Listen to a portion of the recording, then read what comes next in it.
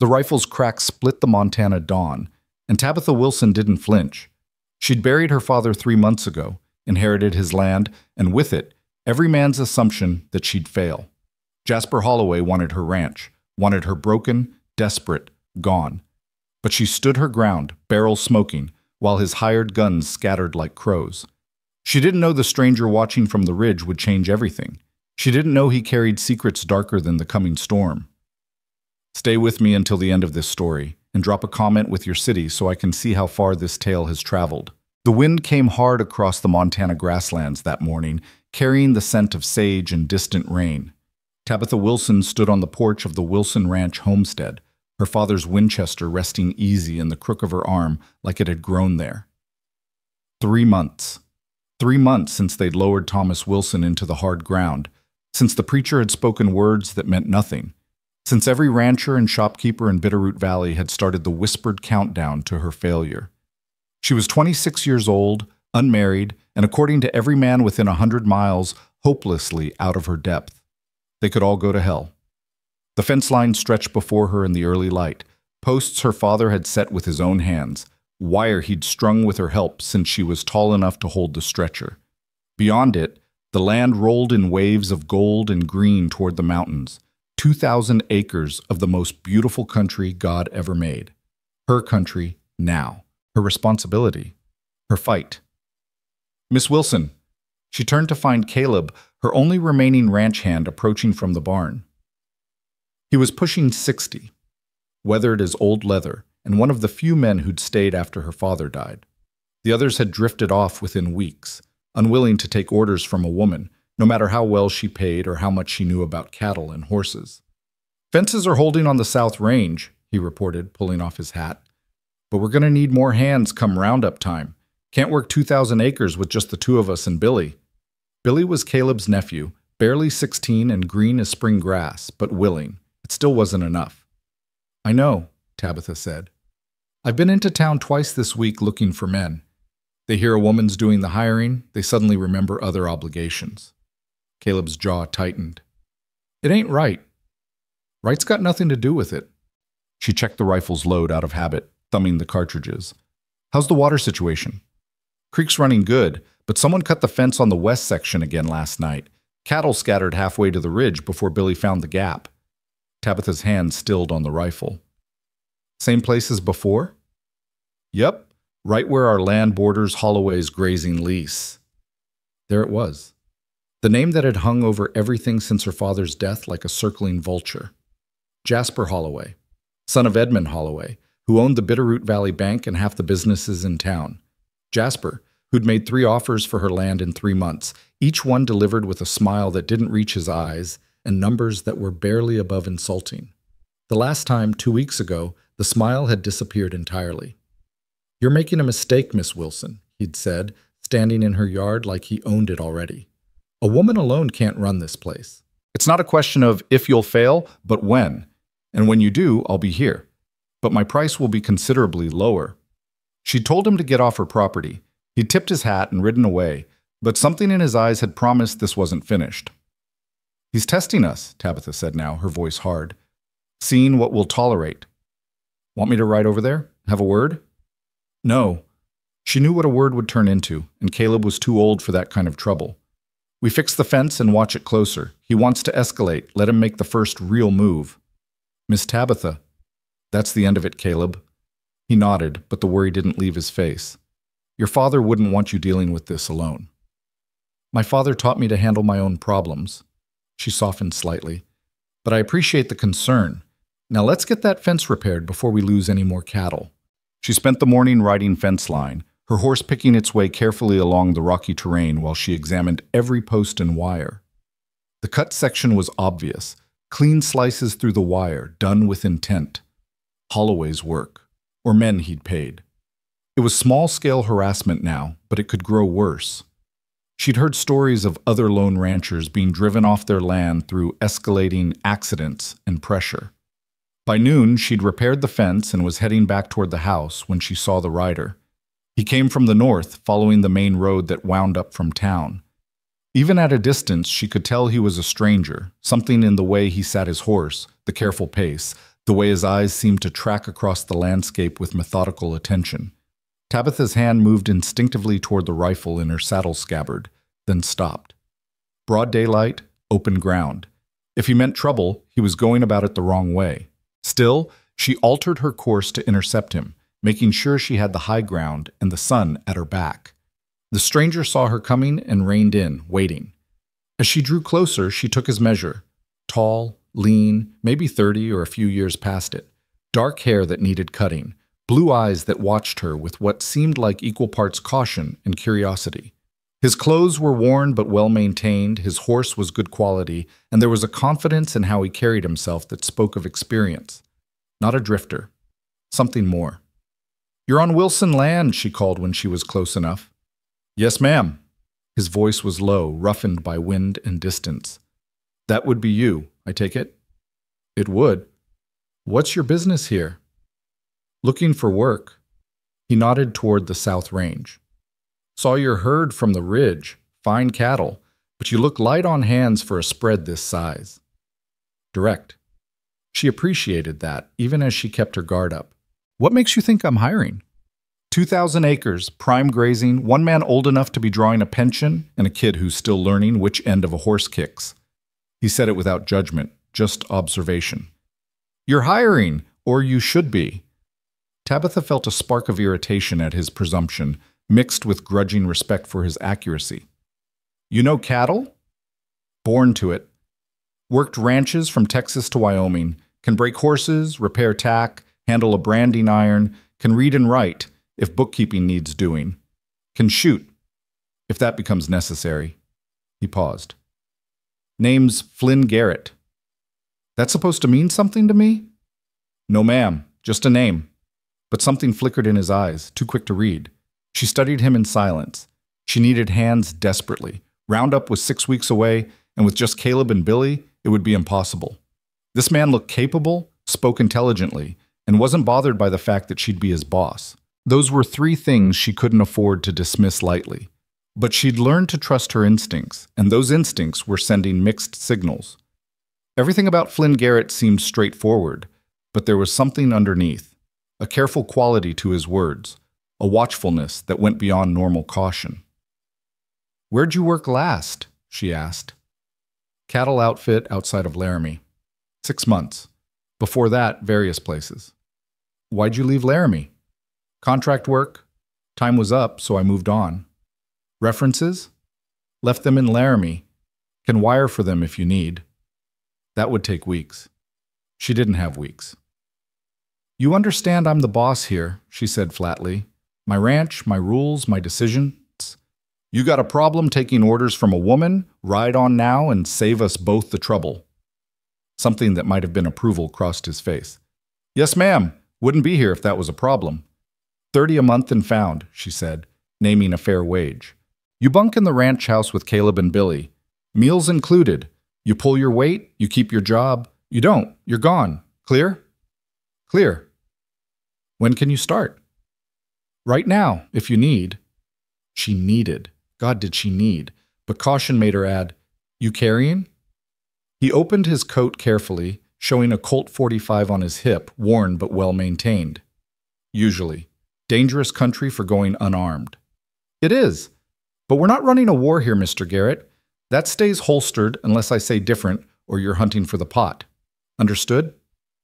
"Understood." Tabitha made her decision, hoping it was the right one. "Follow me down to the house. I'll introduce you to Caleb, and he'll show you where you're bunking. We start at dawn." "Thank you, Miss Wilson." "Thank me by being as good as you claim. Otherwise, this'll be a short conversation." She turned her horse without waiting for a response, setting off toward the homestead at a steady lope. Behind her, she heard Flynn Garrett fall in behind at a respectful distance. As they rode, she couldn't shake the feeling that she'd just set something in motion that was larger than simply hiring a ranch hand. The house came into view, solid timber and stone, built to last by her grandfather 30 years ago. Smoke rose from the kitchen chimney where Caleb would be fixing the midday meal. The barn stood red and proud against the grasslands, corrals spreading around it like spokes. It was her father's legacy, her home, and she'd defend it with everything she had. "Nice spread," Flynn said as they approached. It is, pride and defensiveness mixed in her voice. And it's going to stay that way. If he caught the warning in her words, he didn't show it. They dismounted at the hitching rail, and Tabitha called toward the house. "Caleb, we've got a new hand!" The old rancher appeared in the doorway, wiping his hands on a cloth. His eyes went immediately to Flynn, assessment sharp and suspicious. "That's so. Flynn Garrett. Meet Caleb Thompson. Caleb runs the day-to-day operations." The two men sized each other up with the particular thoroughness of men who'd be working together in dangerous conditions. Finally, Caleb stepped forward and offered his hand. "You know cattle?" "I do." "Horses?" "Them, too." "Afraid of hard work?" "Never have been," Caleb grunted, which from him was almost enthusiastic approval. "We'll see. Bunkhouse is out back. Drop your gear and come eat. Afternoon, we're moving cattle from the South Range to better water." "I'll be ready." As Flynn led his horse toward the barn, Caleb moved close to Tabitha. "You sure about this?" "No," she admitted quietly. "But we need the help. There's something about him." "I know, but there's something about him that seems solid, too. We'll watch him close." "Damn right we will." Caleb headed back to the kitchen, muttering under his breath about strangers and caution. Tabitha remained in the yard, watching as Flynn unsaddled his horse with practiced efficiency, then inspected the barn with the same methodical attention he'd given the land earlier. He moved like a man used to noticing details, cataloging information. It should have reassured her. Somehow, it didn't quite. The meal was simple: beans, bacon, cornbread. But there was plenty of it, and Flynn ate with the quiet focus of a man who'd known hunger. Billy, Caleb's nephew, peppered him with questions between bites, teenage curiosity overwhelming shyness. "Where you from originally?" "Missouri, originally, but I've been west for years." "You ever fight Indians?" "Billy," Tabitha cut in sharply, "that's enough." "Sorry, ma'am, just curious." Flynn didn't seem offended. "Most Indians I've met just wanted to be left alone, same as anybody. Had a few tense moments, but nothing worth bragging about." "You been to Texas? I heard Texas ranches are huge." "Some are, but big doesn't always mean better. Quality counts more than quantity." Tabitha found herself studying him as the conversation continued. He answered Billy's questions patiently but without elaboration, never volunteering more information than asked. His table manners were better than most cow hands she'd known, suggesting either good upbringing or time spent in better circumstances than drifting ranch work usually provided. "You're not much of a talker, are you?" she observed. Flynn looked up, meeting her eyes directly. "Prefer to listen first. Learn how a place works before speaking out of turn." "Smart," Caleb admitted grudgingly. "Seen too many young bucks come in thinking they know everything. Man who thinks he knows everything usually knows the least." After the meal, they saddled up for the afternoon work. Moving cattle was hot, dusty labor, requiring patience and skill. Flynn proved himself quickly, reading the herd's movement with the intuition that couldn't be taught, positioning himself exactly where he was needed without being told. When a cantankerous steer tried to break back toward the South Range, Flynn cut him off smoothly, turning him back to the herd with minimal fuss. "He's good," Caleb admitted to Tabitha as they watched. "Real good. Maybe too good for drifting ranch work. Maybe he just likes the work. Maybe." But Caleb didn't sound convinced. By evening, they'd successfully moved 200 head to the new grazing area near the creek. The cattle were watered, settled, and the riders were exhausted.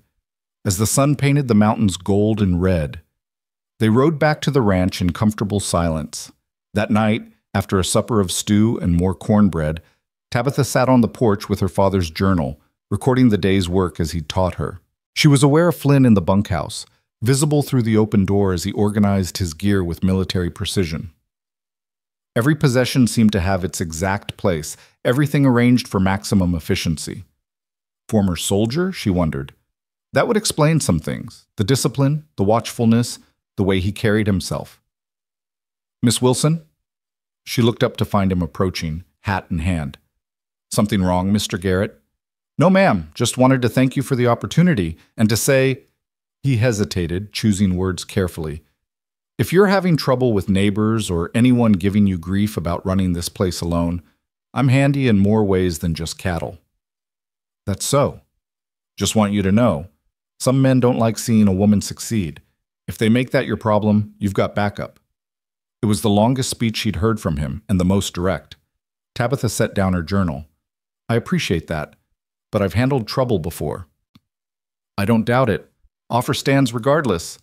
He turned to go, but she called after him. Mr. Garrett, why'd you really come here?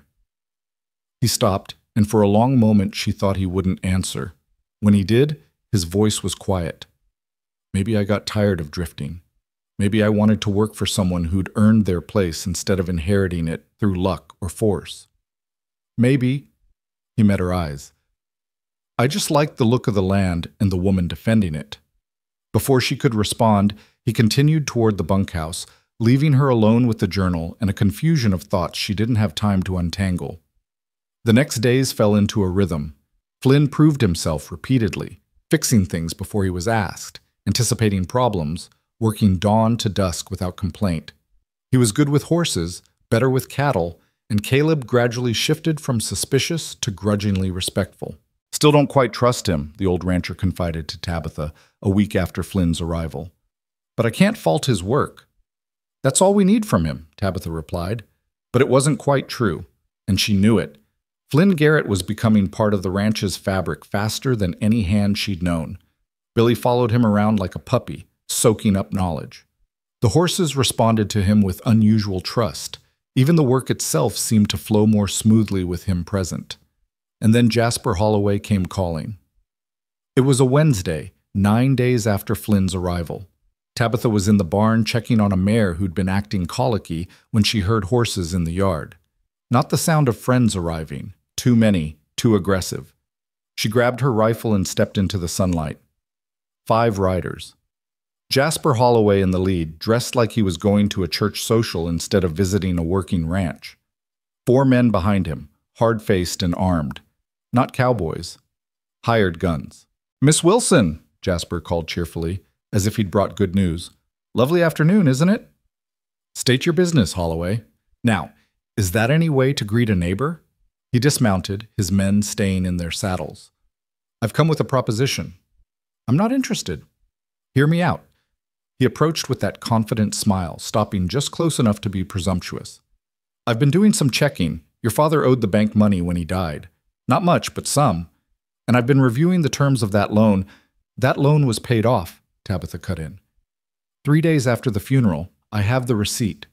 Jasper's smile didn't waver. Do you? Because our records show otherwise.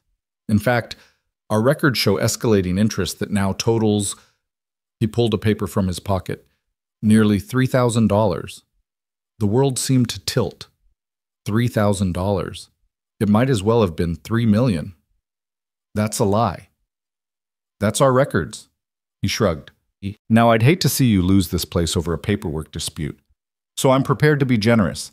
Sell to me now, and I'll forgive the debt entirely. You walk away with a small profit and no legal troubles. Get off my land. Miss Wilson, be reasonable. I said get off my land. She raised the rifle, not quite pointing it at him, but making her intent clear. The hired guns tensed, hands moving toward their weapons.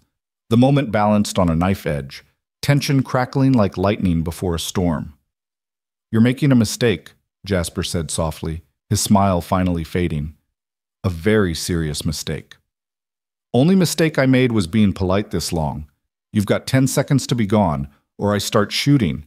And unlike your fake records, my aim is documented fact. For a moment she thought he'd push it, thought the guns would clear leather and blood would water her father's land. Then Flynn appeared from around the barn, moving with deceptive casualness, but positioning himself with clear tactical awareness. His hand rested lightly on his Colt, and something in his eyes, something cold and dangerous, made the hired guns reconsider. Who's this? Jasper demanded. New hand, Tabitha said. Mr. Garrett, meet Jasper Holloway. He was just leaving.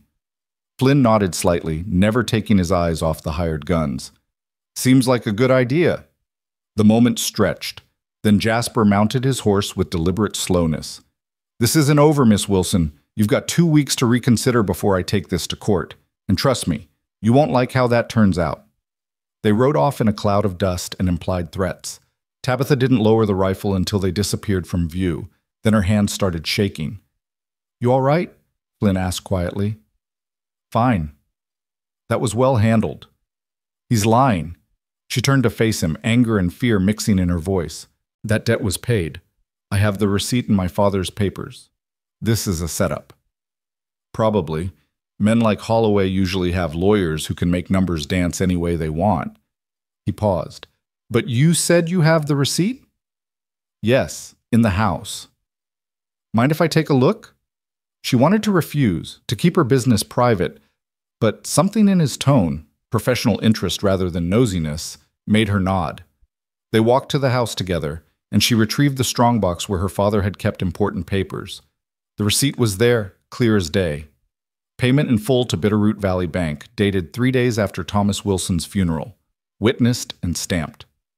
Flynn studied it with an intensity that seemed excessive for a simple ranch hand. "This is legitimate," he said finally. "But if Holloway's claiming otherwise, he's either falsified bank records or there's another loan document somewhere." "There isn't. My father was meticulous about debt. He hated owing money." "Then Holloway's manufacturing this to pressure you into selling." Flynn handed back the receipt. "Question is, what are you going to do about it?" "Fight. What else can I do? Could be dangerous. Man who'd forge bank records wouldn't stop at other methods of persuasion." "I know." She met his eyes. "Thank you for backing my play out there. Might have gotten ugly without you." "Part of the job." But his expression suggested he was thinking about more than cattle work. "Miss Wilson, if Holloway takes this to court, even with that receipt, he might have enough influence to tie you up in legal proceedings until you run out of money for lawyers and operations. So what do you suggest?" "Find out what he's really after. Men like that don't go through this trouble just for a ranch, even a good one. There's something else, something he knows that you don't." It was surprisingly astute analysis from a drifting cowhand. "You sound like you've dealt with this kind of thing before." "I've known men like Holloway. They're all the same, greedy and convinced their money makes them untouchable." Something hard entered his voice. "They're usually wrong." That night, Tabitha barely slept. She kept thinking about Jasper's threat, about the impossibility of fighting the bank in court, about the ranch her father had died protecting. She'd promised him in those last fevered hours before the pneumonia took him that she'd keep the land. That promise was all she had left of him. The next morning, she woke to shouting. She grabbed her rifle and ran outside in her nightdress to find Caleb pointing toward the south range. Even from the house, she could see the smoke. "Fire!" he yelled. "Someone torched the south range." They saddled horses at a dead run, Flynn emerging from the bunkhouse already dressed and armed. The ride to the burning section took 20 minutes of hard galloping, and by the time they arrived, the damage was clear. Not the grass. That would have been dangerous, but manageable. Someone had burned the line shack that served as shelter for hands working the south range. More than that, they'd driven off or scattered 50 head of cattle and cut the fence in 3 places. "Holloway," Tabitha said, her voice shaking with fury. "Likely," Flynn agreed. He was examining the ground near the burned shack. 4 riders came in from the west before dawn. Systematic. They knew exactly what they were hitting and why. "How can you tell all that from tracks?" "Spent time learning." He stood, his face grim. "This is escalation. Warning shot across your bow." "Well, he's got my attention." She stared at the smoking ruins. "This stops now." "How?" "I'm going to town. I'm going to the bank and demanding to see their records. If they're lying, I'll prove it. And if they've covered their tracks, then I'll find another way. But I won't be driven off my land through intimidation and arson." Flynn moved closer, his voice low and urgent. "Miss Wilson, Tabitha, you go into town making accusations against the Holloways, you'll be painting a target on your back. They've got the sheriff in their pocket, half the town council, and enough hired guns to make sure you don't become a problem. What's my alternative? Sit here and wait for them to burn me out completely? No. But there are smarter ways to fight." "Such as?" He hesitated, and she saw calculation behind his eyes, as if he were weighing how much to reveal. "Let me go into town," he said finally.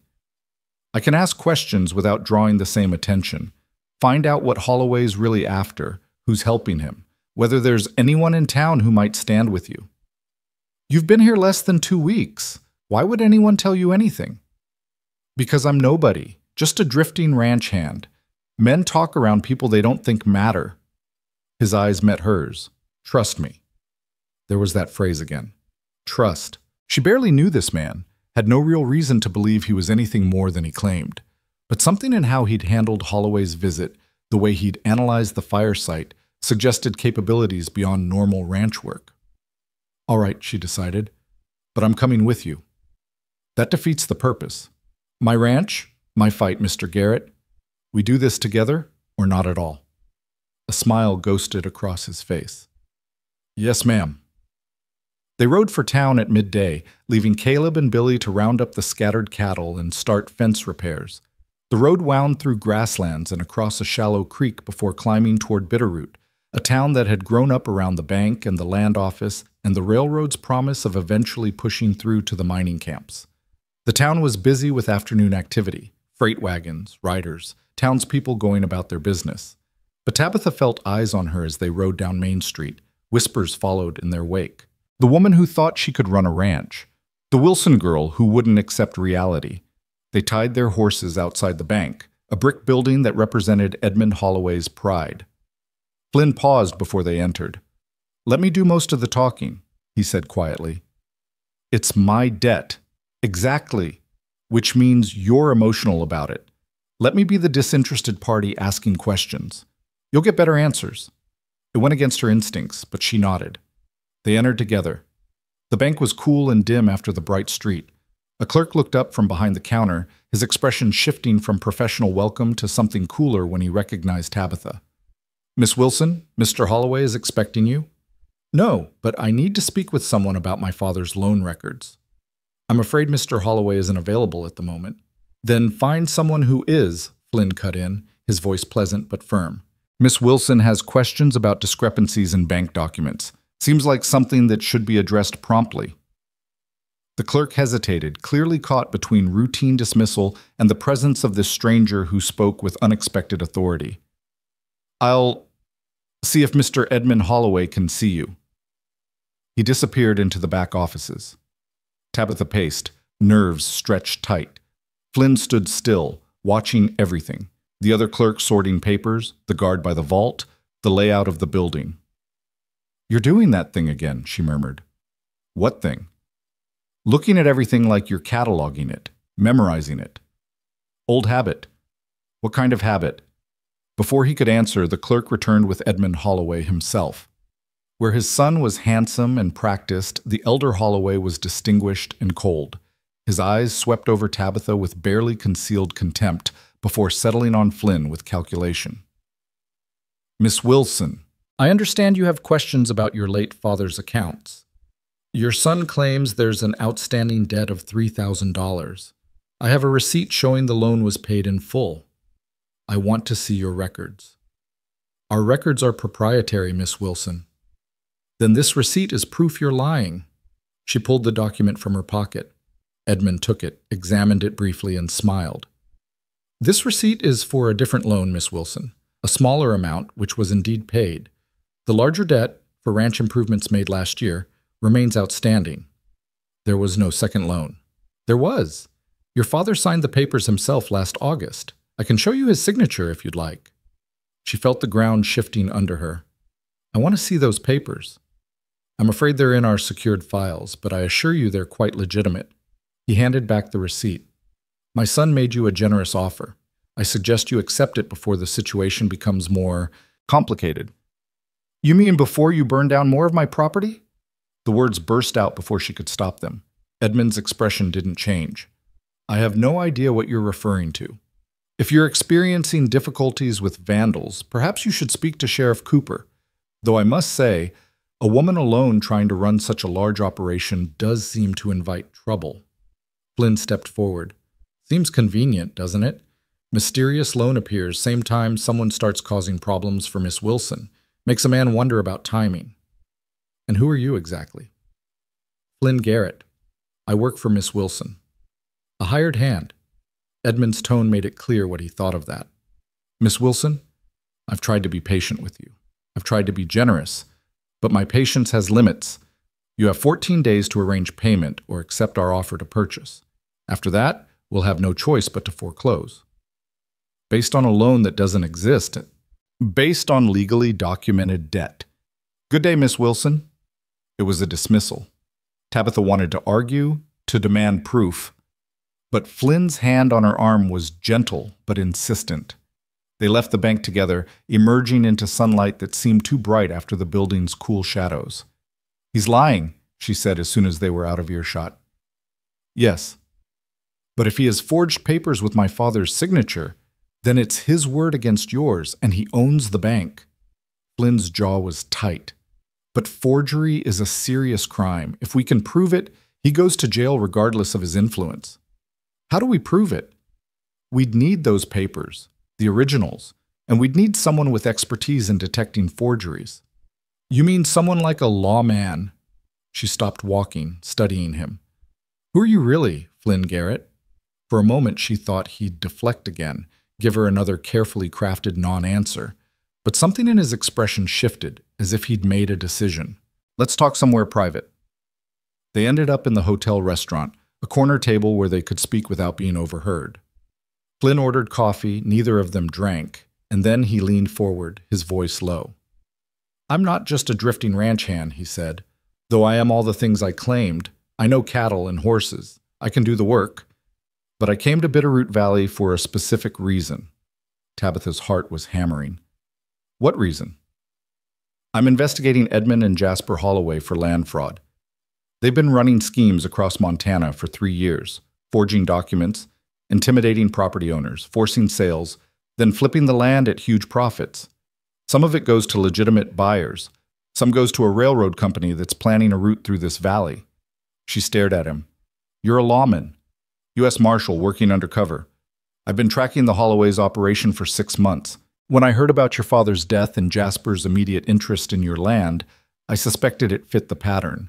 So I came here to investigate. The world felt like it was spinning. You used me. No. I took a job I knew I could do while also doing the job I was sent for. I've pulled my weight at the ranch. You can't deny that.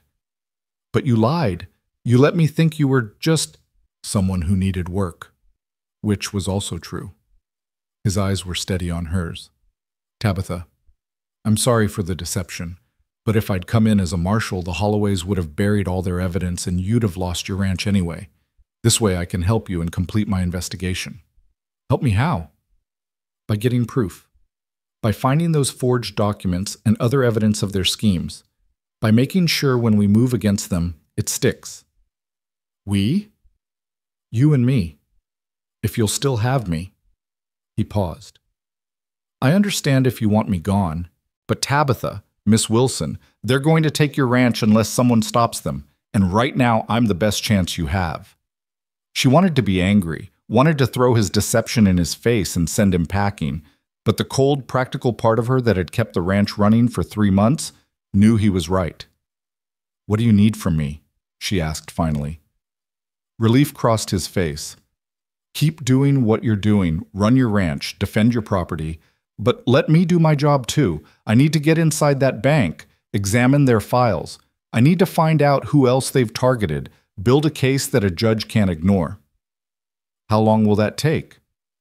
I don't know, weeks maybe. But you're right about one thing. The fire last night means they're escalating, which means we're running out of time. Tabitha looked at this man she'd hired.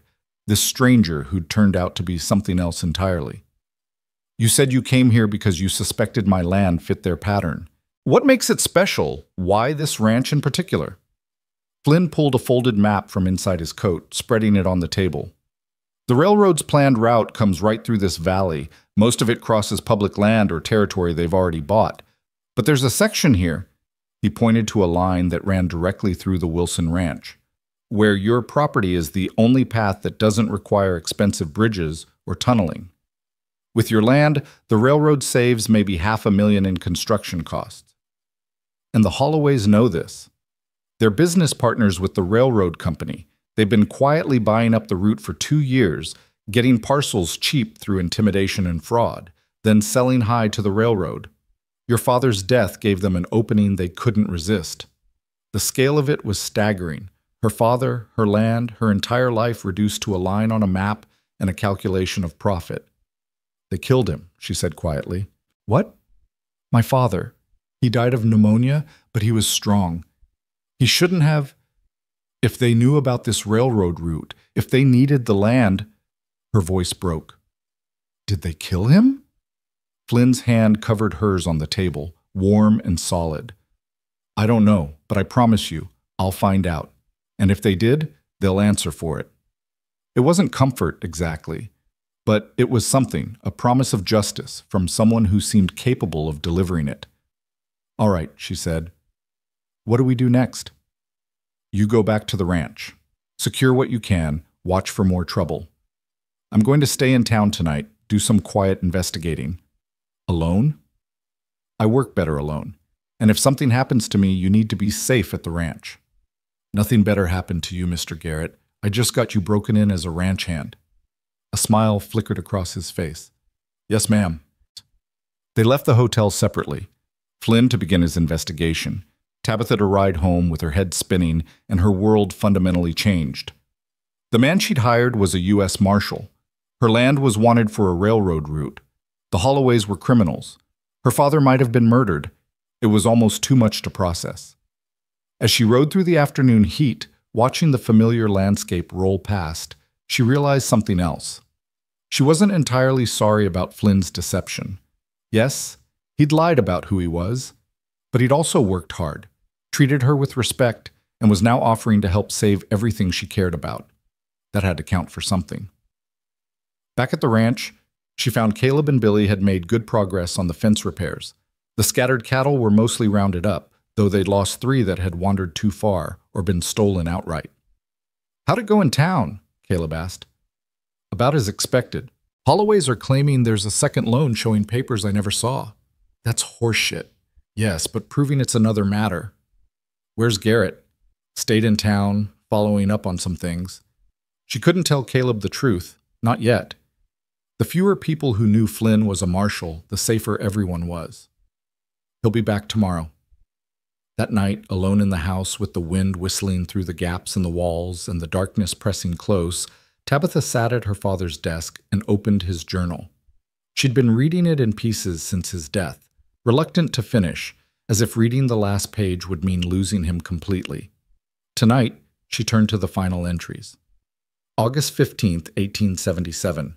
Edmund Holloway came by today with papers for a loan to improve the South Range water system. Numbers seemed fair, signed and agreed to terms, should have it paid off in 2 years. Her blood ran cold. There was a second loan. Her father had mentioned it. But she'd gone through all his papers. Where was the documentation? She kept reading. August 20th. Something's not right with that loan. Went back to the bank to review the terms. Holloway was evasive. Said papers were being processed. My gut says this was a mistake. September 3rd. Tried again to get copies of the loan documents. Bank keeps stalling. Edmund claims they're in transit for some legal review. I don't like this. Feel like I signed something I shouldn't have. September 18th. Heard rumors about the railroad route. Some surveyor was in the valley last month, running lines. If that route comes through here, land values will skyrocket. Makes me wonder if Holloway knows more than he's saying. October 1st. Confronted Edmund about the railroad. He denied everything, but I could see it in his eyes. They're trying to steal my land. I need to be careful. Need to protect Tabitha. If something happens to me, she needs to know. The entry ended there. The next entry was 2 weeks later, brief and written in a shaky hand. Feeling poorly. Fever won't break. Told Tabitha about the loan receipt in the strongbox. She'll need it. And then nothing. He died 3 days later. Tabitha sat back, her father's words echoing in her mind. He'd known. He'd suspected the Holloways were plotting something, and he'd tried to protect her. Had that knowledge gotten him killed? She thought about that night, 3 months ago, when he'd taken sick. It had seemed natural. The weather had turned. He'd been working hard. These things happened. But if someone had wanted him dead, if they'd poisoned him or made him sick somehow, No. She was letting suspicion run wild. Pneumonia was common, deaths happened, but the timing was awfully convenient. A knock at the door made her jump. Hand going to the rifle beside the desk, she called out, "Who is it?" "Flynn." She opened the door to find him standing in the darkness, looking tired and grim. "Thought you were staying in town." "Changed my mind. Can I come in?" She stepped aside and he entered, bringing the smell of horse and night air. In the lamplight, she could see dirt on his clothes and a fresh scrape on his knuckles. "What happened?" "Had a conversation with some of Holloway's hired men. They weren't cooperative at first." "You got in a fight?" "Nothing I couldn't handle, but I learned some things." He pulled out a chair, sitting heavily. "There are 5 other properties the Holloways have targeted in the last 2 years. 3 of them sold under pressure. 2 held out and experienced accidents. Fires, cattle poisoning, worse. One of those holdouts died in a riding accident that wasn't quite accidental. They're murderers." "Probably, but proving it is harder than knowing it." He leaned forward. "Tabitha, I found one of their victims, a man named Carson, who sold his place last year. He still lives in town, drinks too much, blames himself for giving up. But he kept copies of everything, including the forged loan papers they used to force him out. Can we use those?" "Maybe. If I can convince him to testify. Right now he's too scared." Flynn's eyes met hers. "But I also learned something else. The Holloways are planning to move soon. Within the week. They're going to foreclose on your ranch, force a sheriff's sale, and buy it themselves for pennies on the dollar." "That fast?" "They've done it before. Once they decide to move, they move hard and quick, which means we're out of time." Tabitha felt the walls closing in. "So what do we do?" "We get proof. We get Carson to talk. We get inside that bank and find those forged documents." He paused. "And we do it in the next few days before they can complete the foreclosure." "How?" "I'm working on that. But Tabitha," his voice softened, "it's going to be dangerous. These men have killed before. They won't hesitate to do it again." "I'm not backing down." "I didn't think you would." Something like admiration crossed his face. "Your father would be proud of you." The words hit harder than expected. She turned away, blinking against sudden tears. "He tried to warn me. I found his journal entries. He knew they were planning something. Smart man. Not smart enough. He's dead and they're still here." Flynn stood, moving closer. "Then we make sure his death means something. We stop them. We protect this land and everyone else they'd victimize." He touched her shoulder gently. "You're not alone in this." She turned to face him, seeing not the drifting cowhand she'd hired, but the lawman he really was. Strong, determined, capable. And she realized someone she was beginning to trust in ways that went beyond professional partnership. "Thank you," she said quietly. "For what?"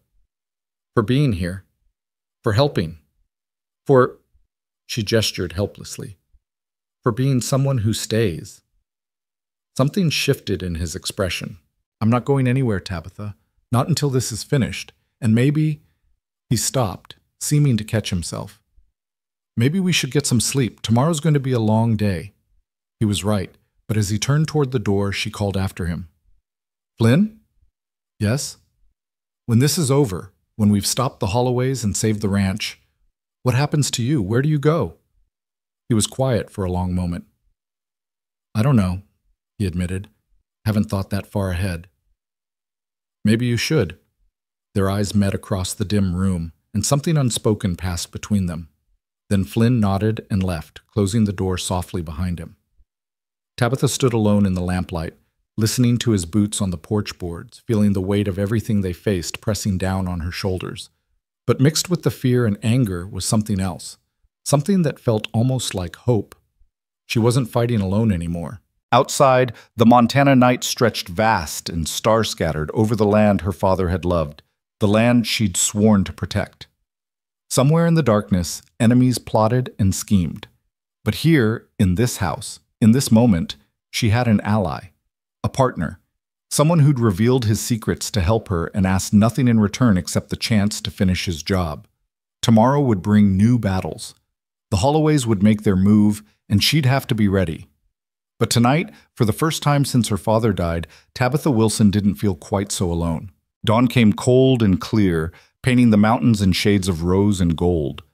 Tabitha stood at the kitchen window, watching Flynn work one of the young horses in the corral. He moved with the animal in perfect rhythm, voice low and steady, hands gentle but firm. The horse, a 2-year-old gelding that had been giving Caleb trouble for weeks, responded to Flynn like they'd known each other for years. "He's got away with them," Caleb said, coming up beside her with 2 cups of coffee. "Horses know who to trust." People could learn from that. "You trust him now?" The old rancher's eyes were sharp. Tabitha took the offered cup, warming her hands on the tin. "I'm getting there." "Good, because we're going to need him for what's coming." She didn't ask how Caleb knew trouble was brewing. He'd spent 50 years reading weather and men, and both were telling him a storm was close. Instead, she drank her coffee and watched Flynn bring the horse to a smooth stop, stroking its neck and speaking words she couldn't hear, but whose tone carried across the morning air. Praise, encouragement, the language of someone who understood that strength without gentleness was just brutality in disguise. "I need to ride out to the North Range today," she said. "Check the cattle we moved last week. You and Billy handle the south section?" "Yep. And Miss Tabitha?" Caleb's voice dropped. "Keep that rifle close, and keep Garrett closer." She met his eyes and saw he understood more than she'd told him. Maybe not the whole truth about Flynn being a marshal, but enough. Enough to know the danger was real and coming fast. An hour later, she and Flynn rode north through grassland still wet with dew. The silence between them was comfortable now, the awkwardness of revealed secrets settling into something steadier. He'd saddled both horses without being asked, checked her rifle and his own, and filled canteens with the efficiency of someone who'd prepared for dangerous rides before. "You're quiet this morning," she said, as they followed the creek toward higher ground. "Thinking." "About?" "About how to get Carson to testify. About how to get evidence from the bank. About—" He paused, choosing words carefully. "About what comes after." "After we stop the Holloways?" "After all of this." He glanced at her, his eyes unreadable in the morning light. "I've been thinking about what you asked last night, where I go when this is done." Her heart beat a little faster. "And?" "Usually I just move on to the next assignment.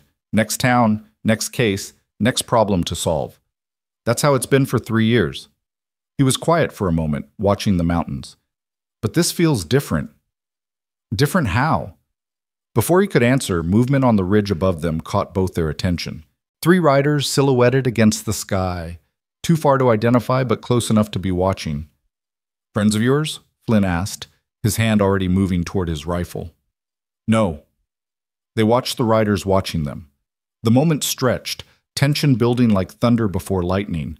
Then the figures wheeled their horses and disappeared over the ridge. "Holloway's men," Tabitha said flatly. "Scouting. Seeing where you are, what you're doing." Flynn's jaw tightened. "They're planning something, soon." "Let them come. I'm not hiding. Not suggesting you hide. But maybe we don't make it easy for them either." He turned his horse. "Let's check that cattle and get back to the ranch. I don't like leaving Caleb and Billy alone with those men around." They found the herd grazing peacefully in a broad valley, the cattle healthy and content. But the peace felt fragile, temporary. As they rode back, Tabitha couldn't shake the feeling of eyes on them, of watchers in the hills plotting their next move. It was mid-afternoon when they returned to find a buggy in the yard. Not Holloway's. This was simpler, older. A woman stood on the porch talking to Caleb, her dress practical and worn, her face lined with worry and something harder, anger maybe, or desperation. "Miss Wilson?" The woman turned as they dismounted. "My name is Martha Carson. I believe my husband spoke with your man here last night." Flynn stepped forward. "Mrs. Carson, I didn't expect—" John came home drunk and raving about the Holloways, about what they'd done to us and others. Her voice was steady despite the emotion behind it. "This morning, sober, he told me everything about your investigation, about Miss Wilson's trouble." She turned to Tabitha. "I've come to help." "Ma'am, your husband is too scared to do what's right. I'm not." Martha's chin lifted. "The Holloways destroyed us. Took our land, our savings, our dignity. John's been half a man ever since, drowning in whiskey and shame. But I kept everything. Every paper, every receipt, every forged document they used to steal from us. She pulled a leather satchel from her buggy. And I'm prepared to testify. Tabitha looked at Flynn, saw hope and calculation in his eyes. This was the break they needed, but it was also dangerous. Mrs. Carson, Flynn said gently, if you do this, the Holloways will come after you. They won't let this testimony stand without a fight. Let them come. I'm tired of being afraid, tired of watching them hurt good people while the law looks away. She met his eyes squarely. You're really a U.S. Marshal? I am. Then arrest them. Use what I have to put them in prison where they belong. Flynn took the satchel, opening it carefully. Inside were dozens of documents, loan papers, notices, receipts, all bearing the hallmarks of forgery and fraud. His expression grew grimmer as he examined them. This is good, he said finally. This is damning, but we still need the originals from the bank to prove a pattern.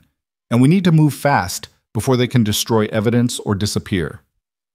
What's your plan? Tabitha asked. Tonight, I break into the bank, get the documents we need.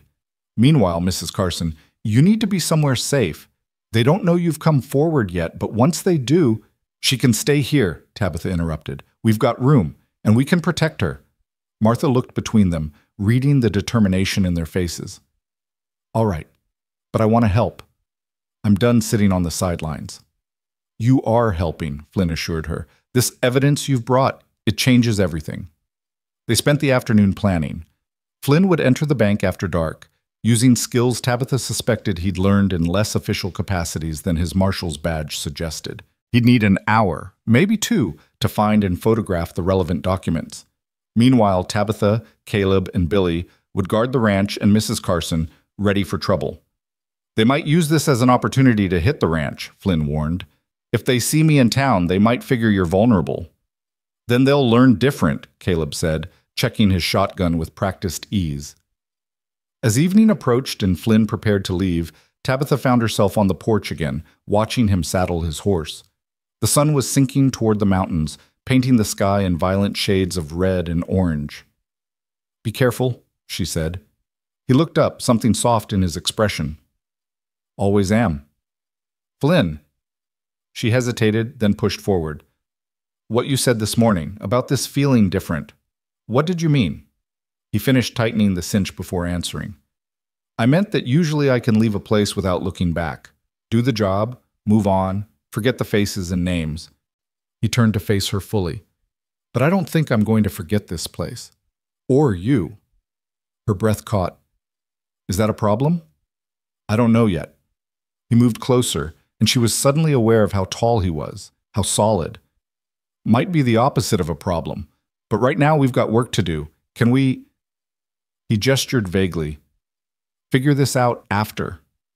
After we save the ranch and put the Holloways in prison? Something like that. That's a hell of a first date, Marshal Garrett. A real smile broke across his face, transforming it. Never been one for conventional romance anyway. He rode out as darkness fell, and Tabitha watched until he disappeared into the twilight. Then she turned to find Martha Carson beside her, a knowing look on the older woman's face. He's a good man, Martha said. I'm beginning to think so. Don't let him get away. Good men are rare as honest bankers. They settled in to wait. Caleb took first watch, walking the perimeter with his shotgun. Billy checked the horses and secured the barn. Martha helped Tabitha prepare a late supper, and as they worked together in the kitchen, the older woman talked. We had a place like this once, she said, peeling potatoes with efficient strokes. Smaller, but ours. Built it from nothing, John and me. 20 years of hard work and hope. Her hands stilled. Then Edmund Holloway came around with his papers and his smile and his promises. Said we could expand, improve, make the place really profitable. All we had to do was sign. My father signed too, Tabitha said quietly. They're clever. The loans seem reasonable at first, but there are clauses hidden in the fine print, terms that can be called at any time, interest rates that change without notice. By the time you realize what you've agreed to, it's too late. Martha resumed peeling. We fought for 6 months, But they had lawyers and judges in their pocket, had men who'd come by at night, make threats, start fires. Eventually, John just broke, said it wasn't worth dying over. I'm sorry. Don't be sorry. Be angry. Use that anger to make sure they don't do this to anyone else. Martha's eyes were fierce. That's why I brought those papers. That's why I'm willing to testify. Someone has to stop them. They ate in shifts, keeping watch through the evening.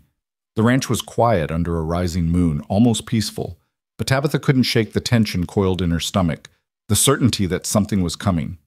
It arrived just past midnight. Billy saw them first, riding in from the east with torches. "Riders!" he shouted. 6, maybe 8. Tabitha grabbed her rifle and ran outside. In the moonlight, she could count 7 men approaching at a steady pace, torches held high. At their head rode Jasper Holloway, his face shadowed but his posture confident. "Light the yard lamps," she ordered. "Don't give them darkness to hide in."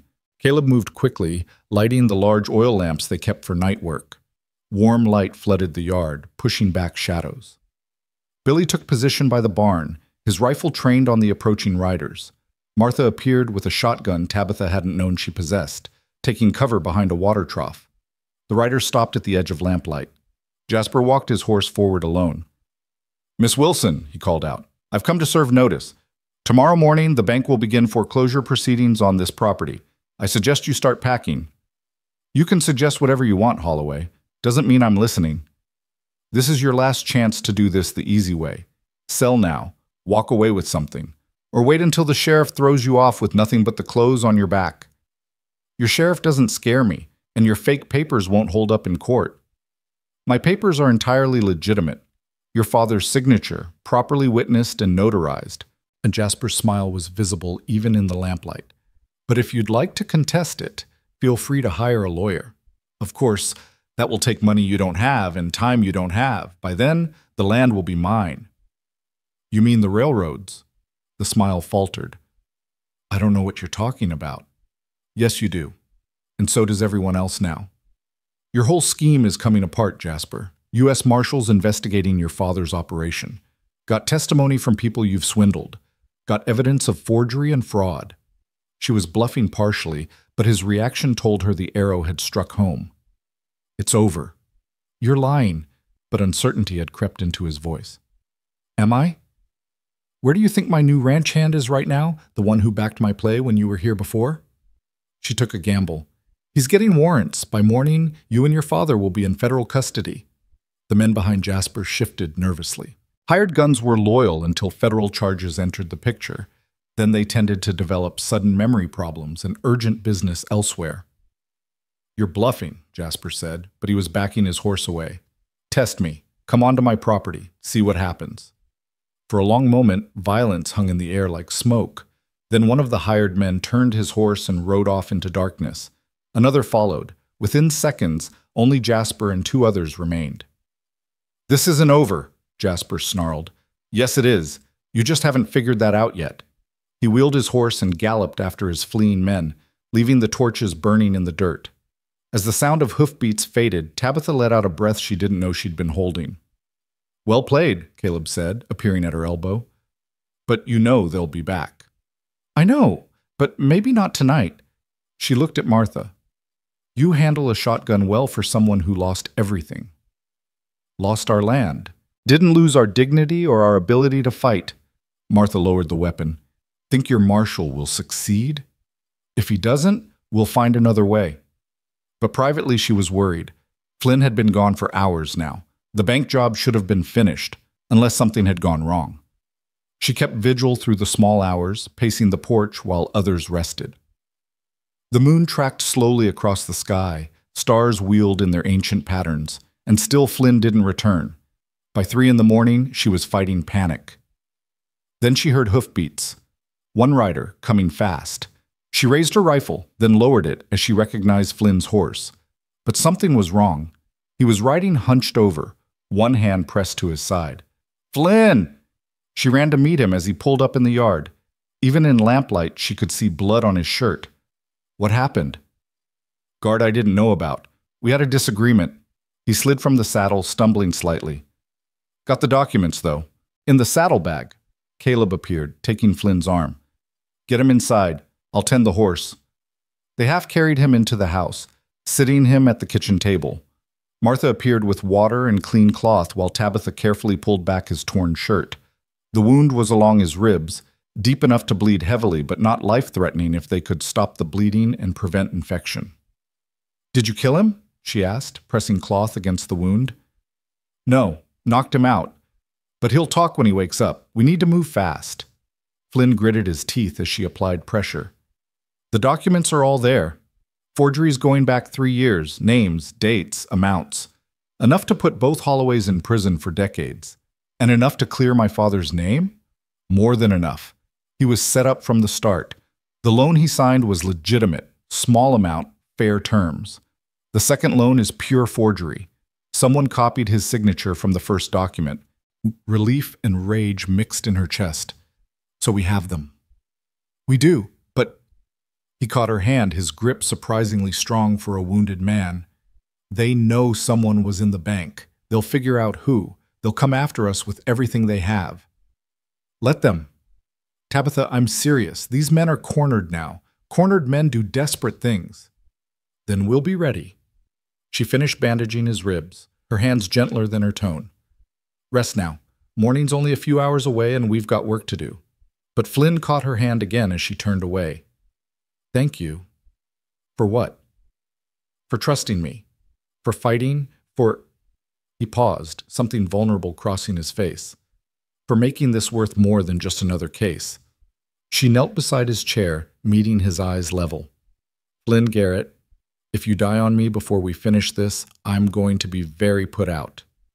Yes, ma'am. I'll do my best to avoid that. See that you do. She stood, all business again despite the warmth in her chest. Now rest. I need you functional tomorrow. Dawn came too soon and not soon enough. Flynn was pale but steady, his wound cleaned and wrapped properly. The documents he'd stolen from the bank lay spread across the kitchen table like evidence at a trial, which, Tabitha supposed, they would be. Martha Carson studied them with grim satisfaction. This is everything I remembered and more. With my testimony and these papers, no judge in Montana could let them walk free. Problem is getting it to a judge, Flynn said. Sheriff Cooper is in the Holloway's pocket. We need to get this to the federal courthouse in Helena. That's 3 days' ride, Caleb pointed out. 2 if you push hard. I can make it in... You can't make it to the barn in your condition, Tabitha interrupted. You're not riding anywhere. Someone has to take this evidence. I'll go. All eyes turned to Martha. She stood straight, resolve clear in her face. I'll take the documents and my testimony to Helena. File formal charges. Get federal warrants issued. Mrs. Carson, that's a hard ride. I've made hard rides before. And I'm not wounded. She looked at each of them in turn. I can do this. Let me do this. Flynn exchanged glances with Tabitha. It was risky sending a civilian, but it was riskier sending a wounded marshal or leaving the ranch completely undefended. All right, Flynn decided. But we do this smart. You leave now, before full light. Take the old trail through the mountains. Longer, but harder to follow. Once you're in Helena, go straight to Judge Morrison. Tell him Marshal Flynn Garrett sent you with evidence of federal crimes. He'll know what to do. And if the Holloway's men catch me, then you run. Don't try to fight. Just get to safety and send word. He pulled a badge from his pocket, pressing it into her hand. Show this if you need to. It'll identify you as working with federal authorities. Martha tucked the badge and documents into a leather case, securing it carefully. Then, surprising everyone, she hugged Tabitha. Thank you for giving me a chance to make this right. Thank you for having the courage to come forward. Within the hour, Martha Carson was riding north toward the mountains and Helena, carrying evidence that could topple the Holloway Empire. They watched her go with mixed hope and dread. Think she'll make it? Billy asked. She's tougher than she looks, Caleb said, and she's got reasons to ride hard. Now they waited. Flynn, despite his injury, insisted on helping with ranch work. Tabitha watched him move carefully through the morning tasks, favoring his wounded side but never complaining. By noon, she couldn't take it anymore. You, she said, pointing at him as he tried to lift a hay bale. Inside, now. I'm fine. You're bleeding through your bandage and being stubborn. Inside. He followed her to the house, and she changed his dressing with hands that were steadier than her voice. You're going to tear these stitches if you keep pushing. Can't just sit while there's work to be done. Yes, you can. That's an order. She tied off the fresh bandage, then sat back on her heels, looking up at him. Flynn, I need you healthy for what's coming. The Holloways aren't going to accept defeat quietly. When they move, and they will, I need you able to fight. Something softened in his expression. You're worried about me. Of course I'm worried about you. You got shot breaking into a bank for me. For justice. And myself, not just for you. Still. She stood, suddenly aware of how close they were in the quiet kitchen. I'd rather not lose anyone else She caught herself. Anyone else I depend on. He stood too, one hand coming up to touch her face with surprising gentleness for a man who'd been in a gunfight hours ago. Tabitha Wilson, you are the most stubborn, brave, infuriating woman I've ever met. That's not a compliment. Yes, it is. His thumb traced her cheekbone. I've worked with a lot of people. Scared people, angry people, desperate people. But I've never worked with anyone who faces down armed men in her nightdress and threats of ruin with nothing but a rifle and refusal to quit. What choice do I have? Everyone has choices. You chose to fight. Not everyone would.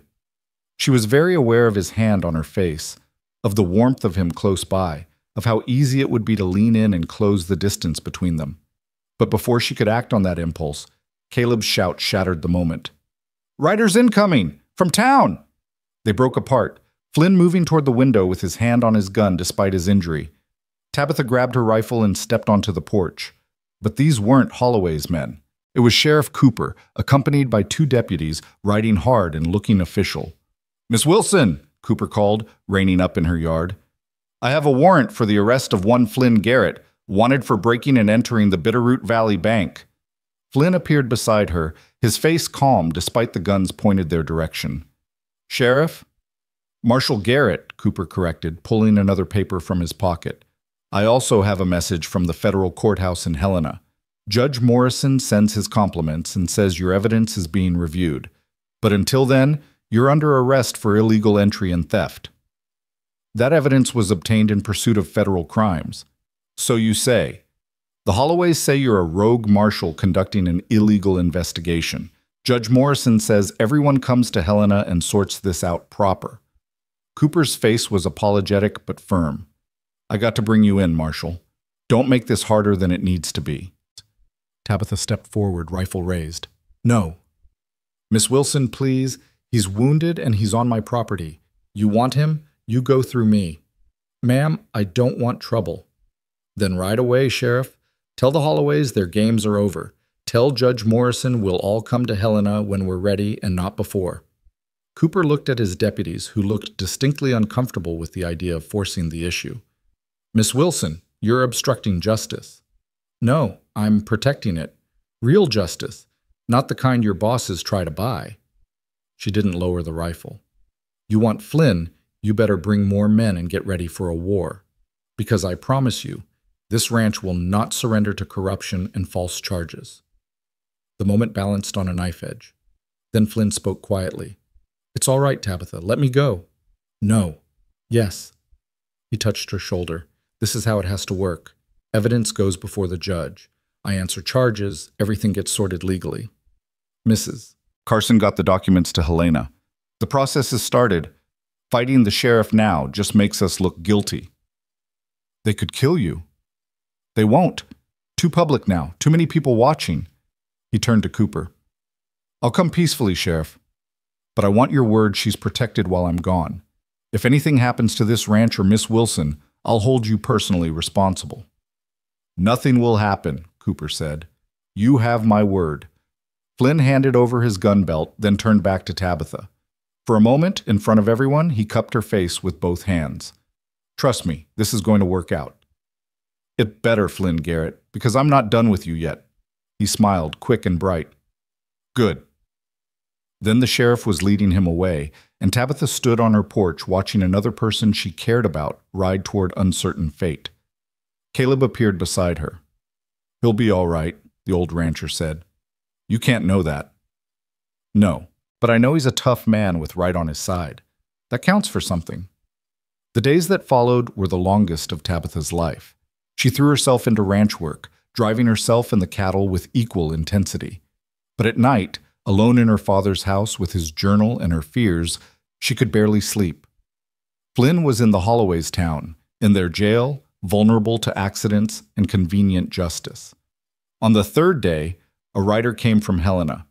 He was federal, that much was clear from his bearing and his papers. Deputy U.S. Marshal Robert Chen, carrying orders from Judge Morrison. "Miss Wilson," he said formally, "I'm here to escort you to Helena for testimony in the matter of United States versus Edmund and Jasper Holloway." Her heart leaped. "They've been charged. Arrested yesterday on multiple counts of fraud, forgery, and conspiracy. Your testimony and Mrs. Carson's evidence was compelling. Judge wants to hear from everyone involved." He smiled slightly. "Marshal Garrett especially requested you be brought safely. He's all right?" "Released on his own recognizance yesterday. He's been helping coordinate the investigation." Chen dismounted. "We've got warrants for 24 associates of the Holloways, including Sheriff Cooper. It's the biggest fraud case Montana's seen in years." Relief made her knees weak. "When do we leave?" "Tomorrow morning. Pack what you need for a week in Helena. This trial's going to be thorough." That night, Tabitha stood on her porch one last time before the journey, looking out over the land her father had died protecting. The ranch was safe now. Federal marshals would watch it until the trial concluded. Caleb and Billy would keep things running. Everything she'd fought for was secure. But more than that, she was going to see Flynn again. Flynn, who'd risked his life for her and her land. Flynn, who looked at her like she was someone worth defending. Flynn, who'd somehow become more than just a marshal or a ranch hand in the weeks since he'd ridden into her life. "Be ready, Mr. Garrett," she whispered to the night, "because we've got things to figure out." The wind carried her words away across the grasslands, but she felt lighter than she had in months. The fight wasn't over. There would be a trial, testimony, legal battles. But for the first time since her father died, she wasn't facing everything alone. Tomorrow she'd ride to Helena, to justice, to truth, and to a man who'd promised to stay if she chose him. And God help her, she thought she might just choose exactly that. The ride to Helena took 2 days through mountain passes still holding winter's memory in their shadows. Deputy Marshal Chen proved to be good company, telling stories of other cases and carefully not asking about the tension that kept Tabitha's hands tight on the reins and her eyes fixed on the horizon. By the second evening, when the territorial capital's lights appeared in the valley below, her heart was hammering against her ribs with an intensity that had nothing to do with the long ride. "We'll get you settled at the Grand Hotel," Chen said as they descended toward the town. "Federal government's paying, so don't worry about the expense. Tomorrow morning, you'll meet with the prosecutor to prepare your testimony. Trial starts the day after." "And Marshal Garrett?" "He's been staying at the courthouse, working with Judge Morrison's staff to organize evidence." Chen glanced at her with knowing eyes. "I'm sure he'll want to know you've arrived safely." Helena was bigger than Bitterroot, busier and louder, with electric lights strung along the main streets and the constant noise of progress and commerce. The Grand Hotel rose 3 stories of red brick and white trim, fancier than anywhere Tabitha had ever stayed. The desk clerk barely blinked at her trail-worn appearance, simply handing over a key and directing her to a room on the 2nd floor. "Marshal Garrett left instructions," the clerk added. "He'll meet you in the dining room at 7 o'clock, if that's convenient." It was just past 6. Tabitha climbed the stairs to her room, found a bath already drawn and waiting, and spent the next 40 minutes scrubbing away 2 days of trail dust while her mind raced. She hadn't seen Flynn in nearly a week. 7 days that felt like 7 years, not knowing if he was safe, if the Holloways had found some way to hurt him, if federal justice would prove as corrupt as local law. But he was here. He was safe. And in less than an hour, she'd see him again. She dressed in the one good outfit she'd brought, a simple navy dress her mother had made years ago, still serviceable, if not fashionable. Her hands shook as she pinned up her hair, and she cursed herself for acting like a nervous girl instead of a woman who'd faced down armed men and saved her ranch. But this was different. This was about something more than land or justice or survival. This was about whatever had been building between her and Flynn since the moment he'd ridden onto her property and asked for work.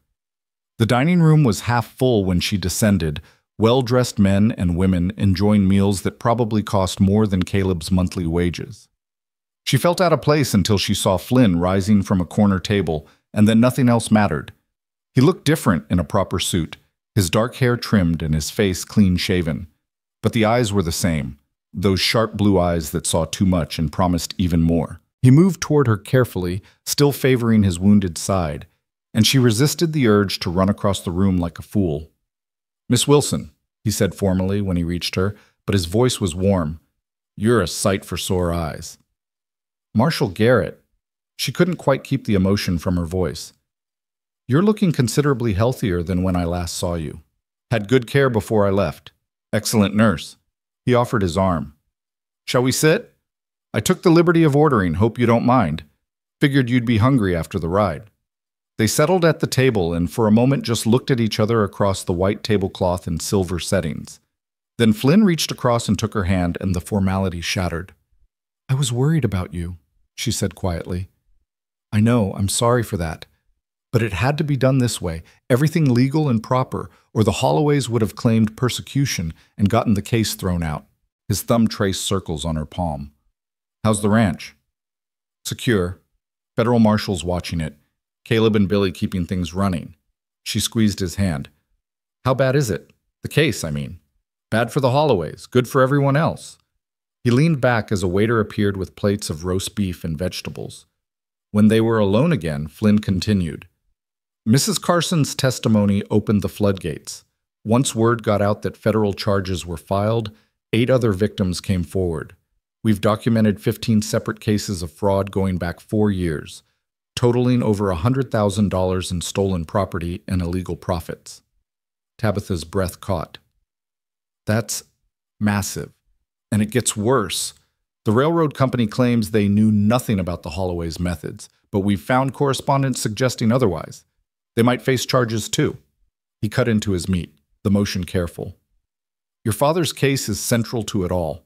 His journal entries, the forged documents, the timeline, it proves pattern and intent." "So they'll convict?" "If the jury's honest, yes.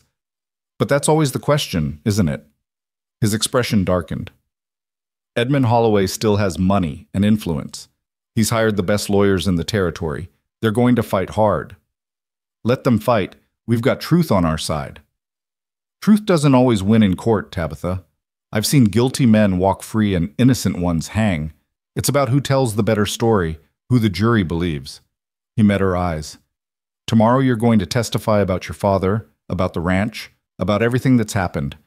The defense will try to make you look incompetent or emotional or like you're part of some conspiracy against innocent businessmen. They'll be vicious." "I can handle vicious." "I know you can, but I wanted to warn you." He paused, something vulnerable crossing his face. "I also wanted to see you before it all starts.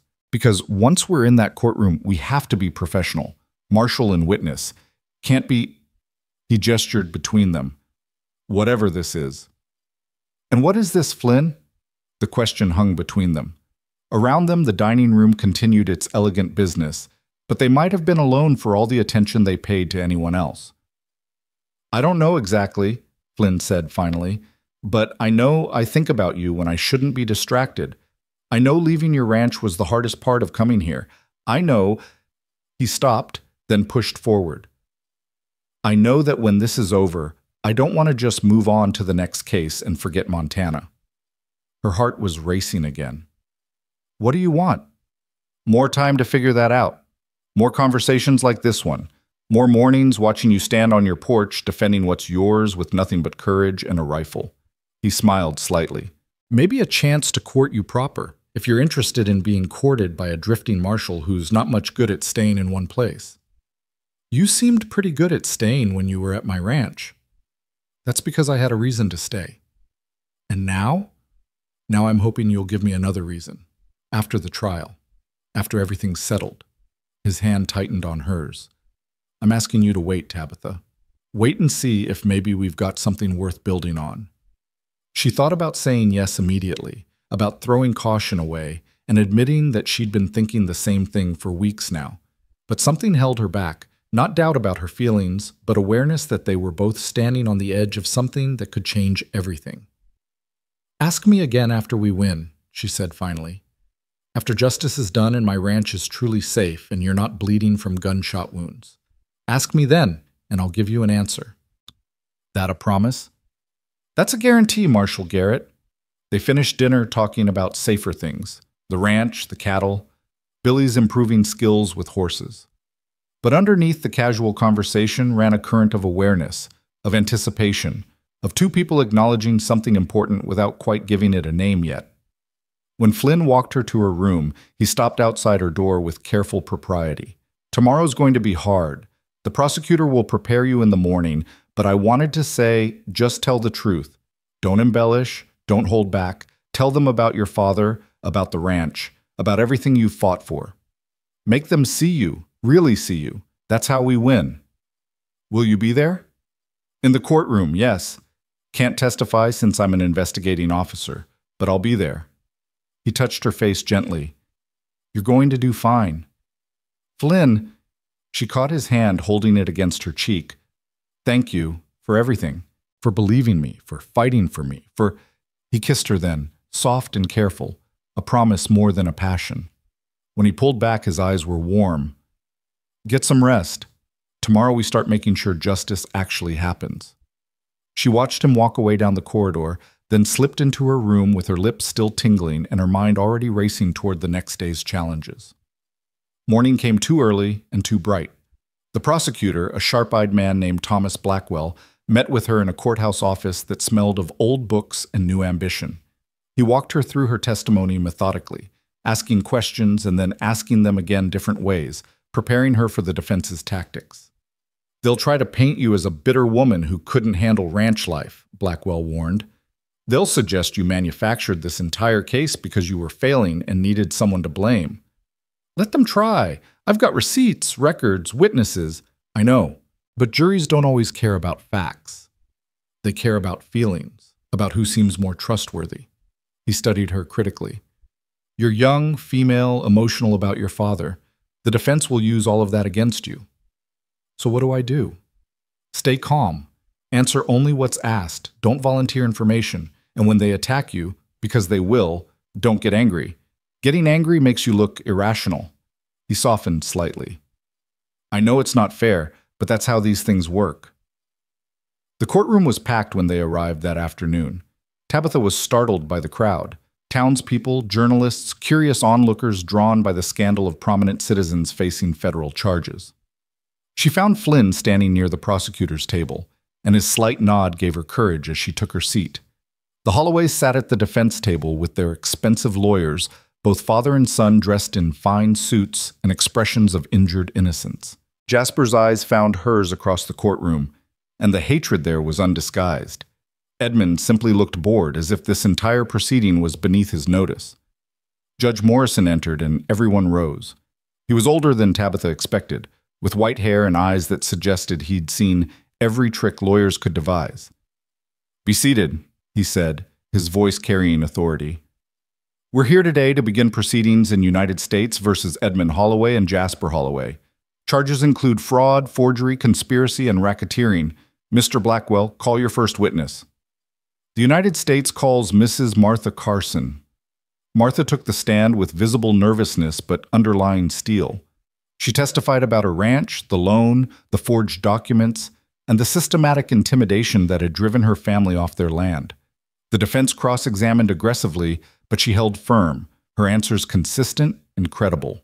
Two more victims testified that afternoon. Their stories disturbingly similar. Legitimate loans that became traps, paperwork that changed after signing, threats and violence when they tried to fight. By the time court adjourned for the day, a clear pattern had emerged. "Tomorrow's your turn," Flynn told Tabitha as they left the courthouse. "You're the emotional center of the case, the daughter seeking justice for her murdered father." "He wasn't murdered. It was pneumonia." "Are you sure?" Flynn's voice was gentle but insistent. "Really sure? Because I've been thinking about the timeline. Your father gets suspicious about the loan in August. By October, he's confronting Edmund about the railroad. November, he falls sick and dies within a week. Pneumonia can kill quickly. It can, but poison can look like pneumonia if administered correctly, especially certain plant-based toxins native to this area. He saw her expression and continued quickly. I'm not saying we can prove it, but your father's journal suggests he was healthy until suddenly he wasn't, and the timing was awfully convenient for the Holloways. The possibility hit her like a physical blow. She'd been so focused on the fraud, on saving the ranch, that she hadn't let herself think about the darker possibility. But now, standing in the shadow of the courthouse with Flynn watching her carefully, she couldn't avoid it. You think they killed him? I think it's possible, and I think the jury should know it's possible. He took her arm, steadying her. Tomorrow, when you testify, tell them about his health before. Tell them how suddenly he fell sick, how quickly he died. Don't accuse, just tell the facts. Let the jury draw their own conclusions. That night, she barely slept. She kept seeing her father's face in those last fevered hours, kept hearing his rasping breath as the pneumonia filled his lungs. Had it been natural? Or had someone poisoned him, made it look like illness, murdered him for the land he wouldn't sell? By morning, she was exhausted and furious, and that combination made her dangerous. The courtroom was even more crowded for her testimony. Tabitha wore the navy dress again, her hair pinned severely back, her hand steady on the Bible as she swore to tell the truth. Blackwell stood and smiled at her encouragingly. Please state your name for the record. Tabitha Marie Wilson. And you are the daughter of the late Thomas Wilson? I am. Tell us about your father, Miss Wilson. What kind of man was he? She took a breath, finding Flynn in the crowd. He nodded slightly. Tell them the truth. Make them see. My father was the best man I ever knew, she began, and her voice was steady. He built the Wilson Ranch from nothing, spent 30 years turning hard ground into productive land.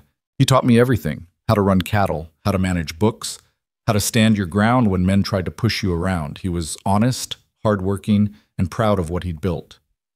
Did he ever take out a loan from the Bitterroot Valley Bank? Yes, in August of last year. A small loan for ranch improvements, properly documented and paid off within 3 days of his death.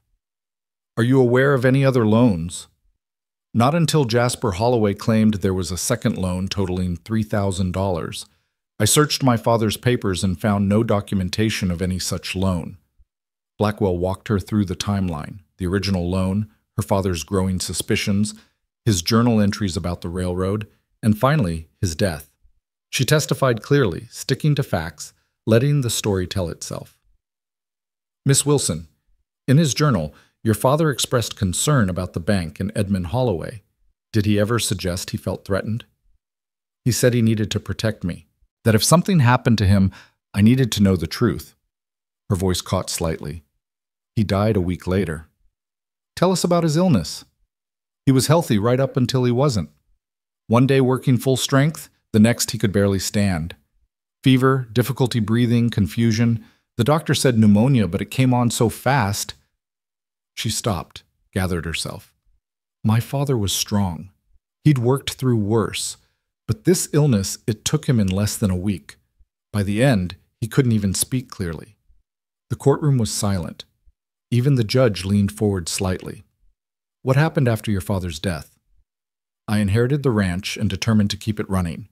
Within a week, Jasper Holloway made the first of 3 offers to buy it at prices well below market value. When I refused, things started happening. Fences cut, cattle scattered, a line shack burned. Then he came with forged loan documents claiming I owed $3,000. She continued through the rest of the story, hiring Flynn, Mrs. Carson's testimony, the evidence of widespread fraud. Blackwell led her carefully through each point, building his case brick by brick. Then came the cross-examination. The defense lawyer was named Hamilton Price, and he was everything Flynn had warned about, smooth, aggressive, and skilled at twisting facts. He approached the witness stand with a smile that never reached his eyes. Miss Wilson, you've painted quite a dramatic picture for us. Your poor murdered father, the evil bankers, yourself as the innocent victim. His tone was mocking. But let's talk about some facts, shall we? I've only told facts. Have you? Let's see. You claim your father was healthy before he fell ill, but wasn't he 62 years old? Isn't that an age where sudden illness is unfortunately common? He was strong, but 62. And you claim he was murdered, but there was never an autopsy, was there? No medical evidence of poisoning? I didn't say he was murdered. I said his death was sudden and convenient for people who wanted his land. Ah, yes, the conspiracy. Tell me, Miss Wilson, how long have you been running the ranch alone? 3 months. And has it been successful? She hesitated, seeing the trap but unable to avoid it. We've faced challenges. Challenges like financial difficulties, like inability to hire adequate staff, like failure to properly maintain property? Price's voice rose slightly. Isn't it true that you were failing, and rather than accept responsibility, you've concocted this elaborate story to blame my clients? That's not true. No? Then explain why you hired a federal marshal without telling anyone his real identity. Explain why you've produced alleged evidence obtained through illegal means. Explain why every setback you faced, from your own incompetence, I might add, is blamed on my clients. Objection, Blackwell called. Counsel is badgering the witness. Sustained. Mr. Price, ask questions, don't make speeches. But the damage was done. Price had planted doubt, made her look either incompetent or conspiratorial. He continued the attack for another 20 minutes, questioning her judgment, her testimony, her motives. By the time Judge Morrison finally called for a recess, Tabitha was shaking with suppressed fury. Flynn found her in the hallway outside the courtroom. Without a word, he steered her into an empty office and closed the door. I know, he said before she could speak. I know he made you look bad. That's his job. He made me look like a fool or a liar. He tried. But Tabitha, anyone who was actually listening heard the truth. You were honest, straightforward, and credible. That's what matters. Is it? Because half that courtroom probably thinks I'm a bitter woman who can't accept failure. The other half knows you're a brave woman fighting corruption. And the jury, he turned her to face him, his hands on her shoulders. The jury heard your father's journal entries read into evidence. They heard about the sudden illness and convenient death.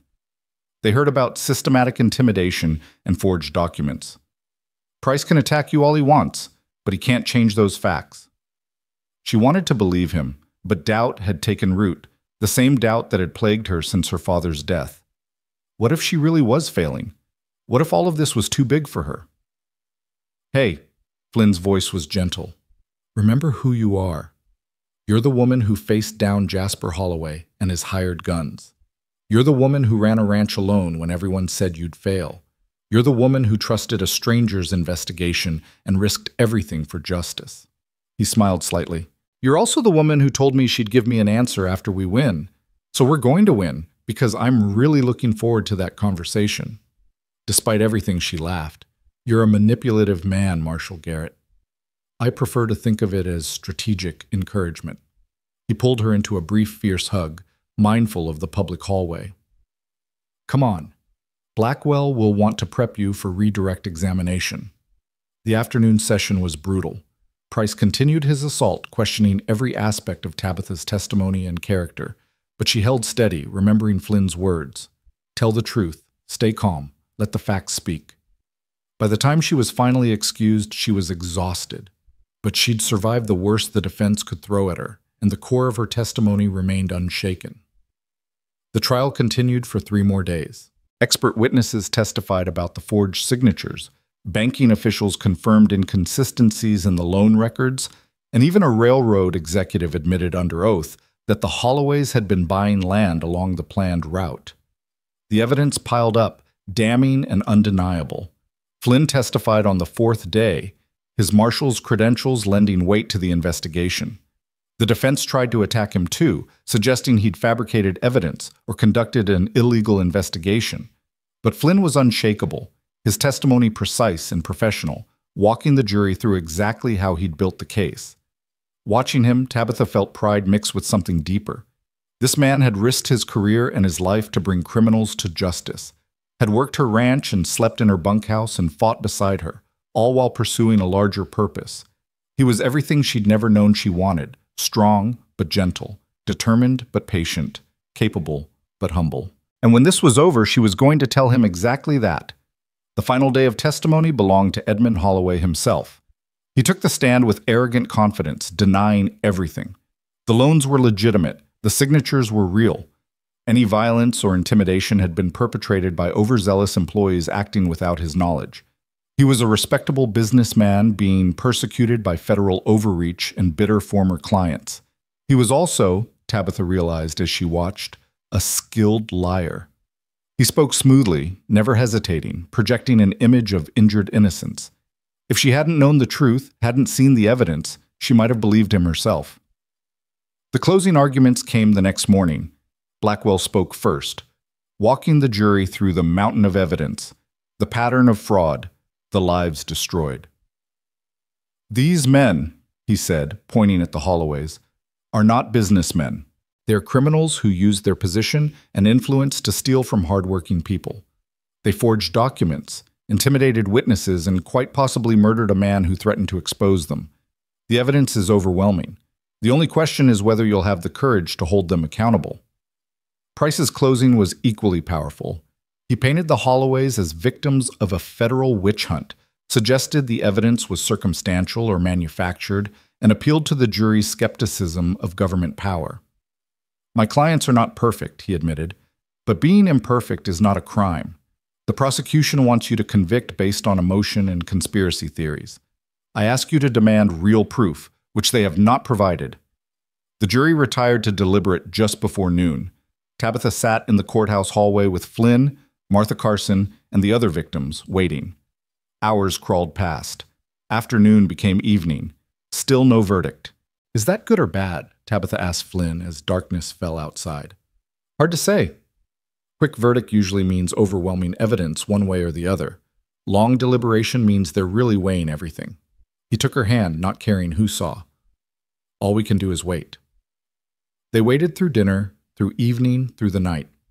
Judge Morrison finally sent everyone home at midnight with instructions to return at 9 the next morning. Flynn walked Tabitha to her hotel, both of them too keyed up to be tired. "I can't go through another day of this," she said as they stood outside her door. "The not knowing is worse than anything." "I know."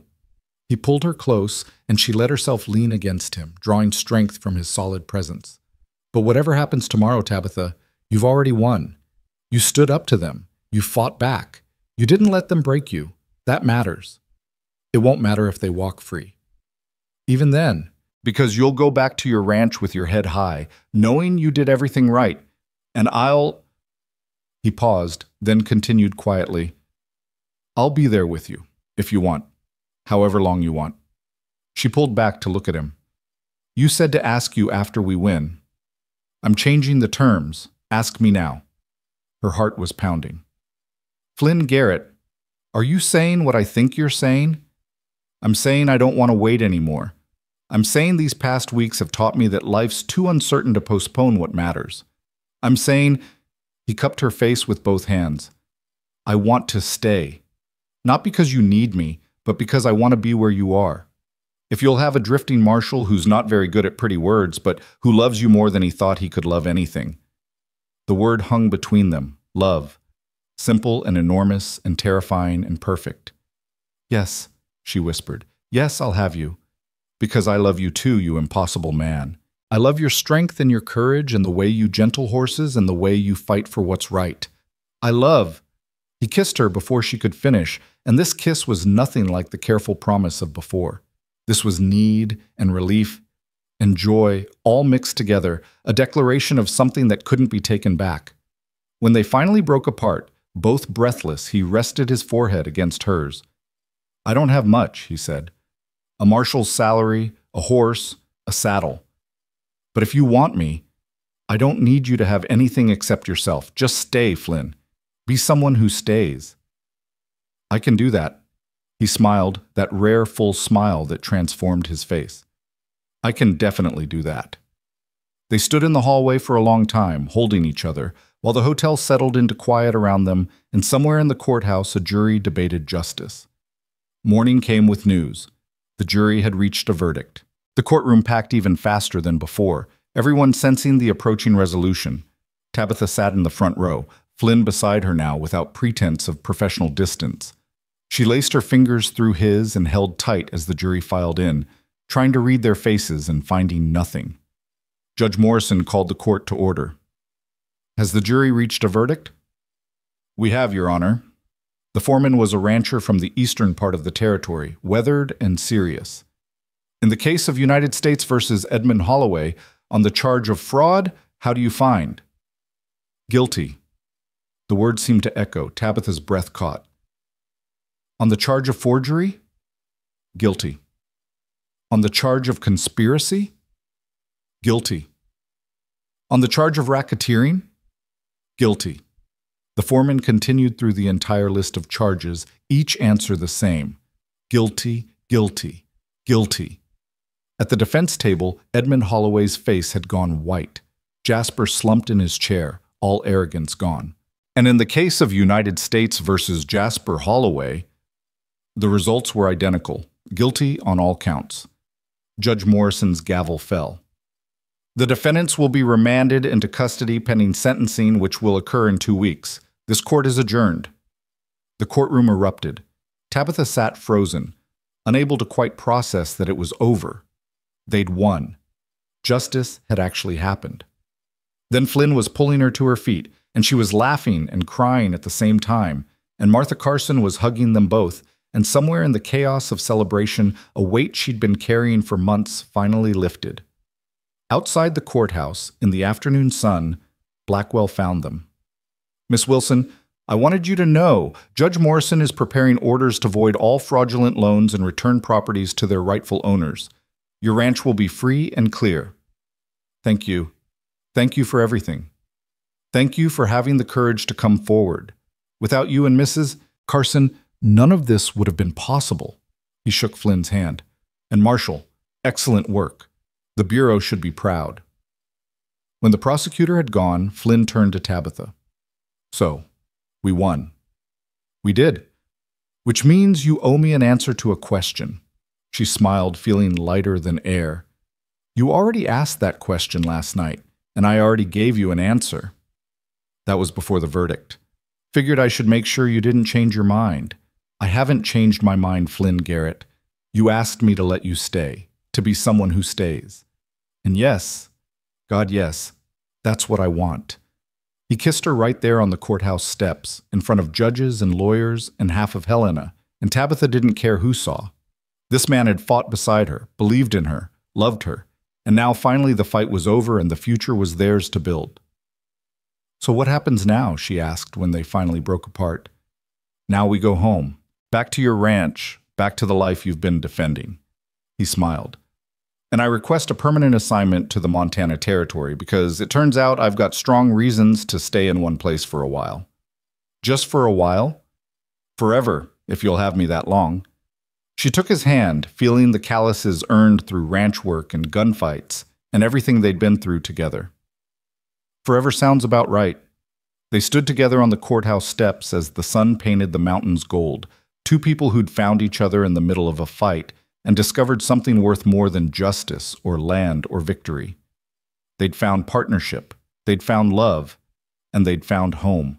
The journey back to the ranch took 3 days, but they stretched it to 4, riding slow through country that seemed more beautiful now that the weight of fear and uncertainty had lifted. Flynn rode beside Tabitha instead of behind, and Deputy Marshal Chen had stayed in Helena to handle paperwork, leaving them alone with the mountains and the wide sky and the future spreading before them like the grasslands. They talked more in those 4 days than they had in all the weeks before.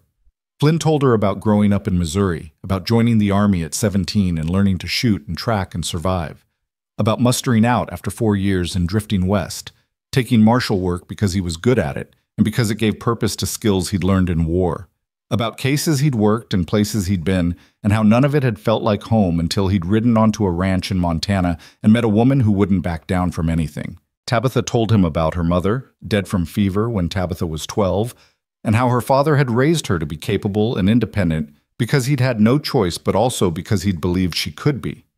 About learning to rope and ride and shoot, about the neighbors who'd whispered that Thomas Wilson was ruining his daughter by teaching her men's work, about the loneliness of being different and the pride of proving everyone wrong. He would have liked you, she said on the 3rd night, as they sat by their campfire under a ceiling of stars. My father. He had a sense about people, could tell who was solid and who was just pretending. He would have known you were solid straight off. I wish I could have met him. Asked his permission proper-like before declaring my intentions to his daughter. Flynn smiled slightly, though something tells me you wouldn't have appreciated that much. You're damn right I wouldn't have. I don't need any man's permission, even my father's, but her voice was gentle. Still, it would have been nice. The two of you sitting on the porch, talking about cattle and horses and whether that new hand was worth keeping on. Is he? Worth keeping on? She leaned against his shoulder, feeling his arm come around her automatically. I suppose he'll do. He's handy with horses and not terrible in a gunfight. Could use some work on following orders, though. Yes, ma'am. I'll work on that. They were quiet for a while, watching sparks rise toward the stars. Then Tabitha said, "What happens when we get back?" Really happens, I mean. You said you'd request permanent assignment to Montana, but what does that mean? Means I'd be based in Helena, but covering the whole territory. Investigating federal crimes, serving warrants, that sort of thing. He was quiet for a moment. Means I'd be gone sometimes. Days or weeks, depending on the case. That going to be a problem? She'd been thinking about this, turning it over in her mind during the long rides. Not if you always come back. Not if when you're at the ranch, you're really there. Not just between cases, but actually part of the life I'm building. She pulled back to look at him. I won't be a woman who sits home worrying while her man rides off to danger. If you're gone, I need to know you trust me to handle things, and when you're home, I need you to be my partner, not my protector. I can do that. He touched her face gently. Tabitha, I've worked with a lot of men, strong men, brave men, skilled men, and I'd trust you beside me over any of them. You've already proved you can handle whatever comes. I'm not looking to protect you from the world. I'm looking to face the world with you. Good, because I don't need a husband who thinks he has to save me. The word hung between them. Husband. She'd said it almost casually, but they both felt its weight. Is that what I am? Flynn asked quietly. Or what I'm going to be? I don't know yet. We've got time to figure that out. But her hand found his in the darkness, and she laced their fingers together. Though I'm not opposed to the idea, eventually, when we're ready. When you're ready, you mean. When we're ready, she corrected firmly. This isn't just about me, Flynn. You've spent years moving from place to place, never settling. That's a hard habit to break. I need to know you won't wake up one morning feeling trapped, wanting to run. I won't. You can't know that. Yes, I can. He turned to face her fully. Tabitha, I'm 33 years old. I've been a lot of places and known a lot of people. And I've never, not once, felt what I feel when I'm with you. Like I'm exactly where I'm supposed to be. Like I'm home. His voice roughened slightly. I spent years looking for something without knowing what it was. Turned out it was you. A stubborn woman on a Montana ranch who'd rather face down armed men than admit she might need help. I did admit I needed help. I hired you, didn't I? Best decision you ever made. Second best, she corrected. Best decision was deciding to keep you. They reached the ranch on the afternoon of the fourth day, cresting the final ridge to see the homestead spread below them in the valley, the house, the barn, the corrals, all exactly as she'd left them, but somehow looking different now, more permanent, more like a future instead of just a survival. Caleb saw them coming and met them in the yard, Billy close behind. The old rancher's weathered face split into a rare smile as they dismounted. About damn time, he said. We were starting to think you'd decided to become city folk. Never, Tabitha said, hugging him briefly. How are things here? Good. Quiet mostly. Federal marshals came through like they promised, made sure everyone knew the ranch was under government protection. Haven't had any trouble. His eyes moved to Flynn. Heard you won. We did. Holloways are going to prison for a long time. Good. They had it coming. Caleb gestured toward the house. Come on. Billy and me kept things running, but it'll be good to have you back making decisions. That evening, sitting at the kitchen table with Caleb and Billy, Tabitha outlined what had happened in Helena, the trial, the verdict, the judge's order voiding all fraudulent loans. Her ranch was free and clear, owned outright with no debt to anyone. So what happens now? Billy asked. Things just go back to normal? Better than normal, Tabitha said. We can actually plan for the future instead of just surviving day to day. Expand the herd, maybe buy some of the land Holloway was forced to sell off. Build this place into what my father always dreamed it could be. And speaking of building, Flynn said carefully, there's something we should discuss. The railroad's still coming through. Judge Morrison's orders stopped the fraud, but the route's already been surveyed and approved. Within a year, maybe 2, there'll be tracks running through this valley. Tabitha had been expecting this. Through my land? Some of it, yes. But this time it'll be done legal. They'll have to negotiate fair price for the right-of-way, pay you properly, work around your operations as much as possible. He leaned forward. Could actually be good for the ranch. Railroad means easier shipping for cattle, supplies coming in faster, markets opening up. If we negotiate smart, Caleb added, don't let them push you around just because they're a big company. After what we've been through, I think I can handle railroad negotiations. Tabitha smiled slightly. Besides, I'll have a federal marshal around to make sure everything stays legal. About that, Flynn said, and she heard nervousness in his voice that hadn't been there even during the trial. I sent my formal request to the Bureau, asked for permanent assignment to the Helena office covering the Montana territory. He paused. They approved it. I'm officially based here now. Billy whooped. Caleb's smile was knowing. And Tabitha felt something settle in her chest, a certainty that had been building since Helena, but now felt solid and real. So you're staying, she said. If the position's still open, 30 a month and found, I believe were the terms. Position's open, though the terms might need renegotiating. She stood, suddenly needing to move, to do something with the energy coursing through her. Caleb, Billy, would you excuse us? Flynn and I need to discuss ranch business. Ranch business, Caleb repeated, his tone suggesting he knew exactly what kind of business they'd be discussing. Sure, come on, Billy. Let's check on that mare in the barn. When they were alone, Flynn stood and moved toward her. So, terms need renegotiating? Maybe. Depends on what you're offering. She was nervous suddenly, which was ridiculous. They'd already declared their feelings, already agreed he'd stay.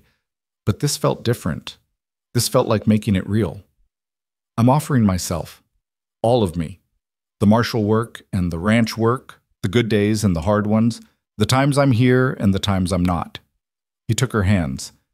I'm offering partnership, Tabitha. Not the kind where one person leads and the other follows, but the kind where we figure things out together. Where your ranch becomes our ranch, your dreams become our dreams. That's a lot to offer. I know, and I'm asking a lot in return. Asking you to accept that I'll be gone sometimes on marshal business. Asking you to share the life you've built and fought for. He took a breath, asking you to marry me when you're ready. Not because you need a husband, but because I want to be your husband. Want to stand beside you in front of God and everyone and promise I'll stay as long as you'll have me. Her heart was racing. That's not a negotiation, that's a proposal. I suppose it is. Not very romantic doing it in the kitchen. Should probably do it proper. Get down on one knee, have a ring, make a pretty speech. He smiled slightly. But we've never been very good at doing things proper, have we? No, she agreed, feeling tears prick her eyes. We've been better at doing things real. So what do you say? Will you marry me, Tabitha Wilson? Will you let me be not just someone who stays, but someone who's yours? She thought about her father, about his dreams for this ranch and for her, about the months of fighting alone, proving she could handle anything, about the moment Flynn had ridden onto her property and asked for work, setting in motion everything that had followed, about sitting on the courthouse steps in Helena, his hand in hers, facing a future that had finally opened up. Yes, she said, and her voice was steady despite the tears. Yes, I'll marry you, but Flynn, I meant what I said. I don't need a husband. I don't need rescuing or protecting or someone to make decisions for me. I know. What I need is a partner, someone who respects what I've built and wants to build more alongside me. Someone who will fight with me and for me, but never try to fight instead of me. She moved closer, looking up into those blue eyes that had seen so much but still held gentleness. Can you be that? Not just now when everything's new and exciting, but 10 years from now when ranch life is routine and the romance has worn off? The romance isn't going to wear off, he said firmly. And yes, I can be that. Will be that. Because Tabitha, I fell in love with exactly who you are, stubborn and strong and independent as hell. I'm not looking to change you. I'm looking to spend my life beside you, watching you be exactly who you're meant to be. She kissed him then, there in her father's kitchen with the lamp burning low and the Montana night settling around the ranch. Kissed him with all the fear and hope and love she'd been holding inside since the day he'd appeared like an answer to a prayer she hadn't known she was praying. When they finally broke apart, both breathing hard, Flynn rested his forehead against hers. So we're doing this. Getting married. We are. Though not immediately, we've got time to do it right. She smiled. Besides, I want to make sure you survive a full season of ranch work first. See if you still want to marry me after a winter of frozen water troughs and spring of pulling calves. I'll survive. I'm resilient. We'll see. They spent the next week settling into a new rhythm. Flynn divided his time between the ranch and Helena, handling marshal business, but always coming back within days. When he was home, he worked alongside Caleb and Billy with the easy competence he'd shown from the start. When he was gone, Tabitha ran things with the same fierce independence she'd always had, but without the crushing weight of doing it entirely alone. Letters arrived from Helena. Judge Morrison had sentenced the Holloways to 15 years in federal prison. Edmonds Bank had been taken over by new management, honest men appointed by the territorial government.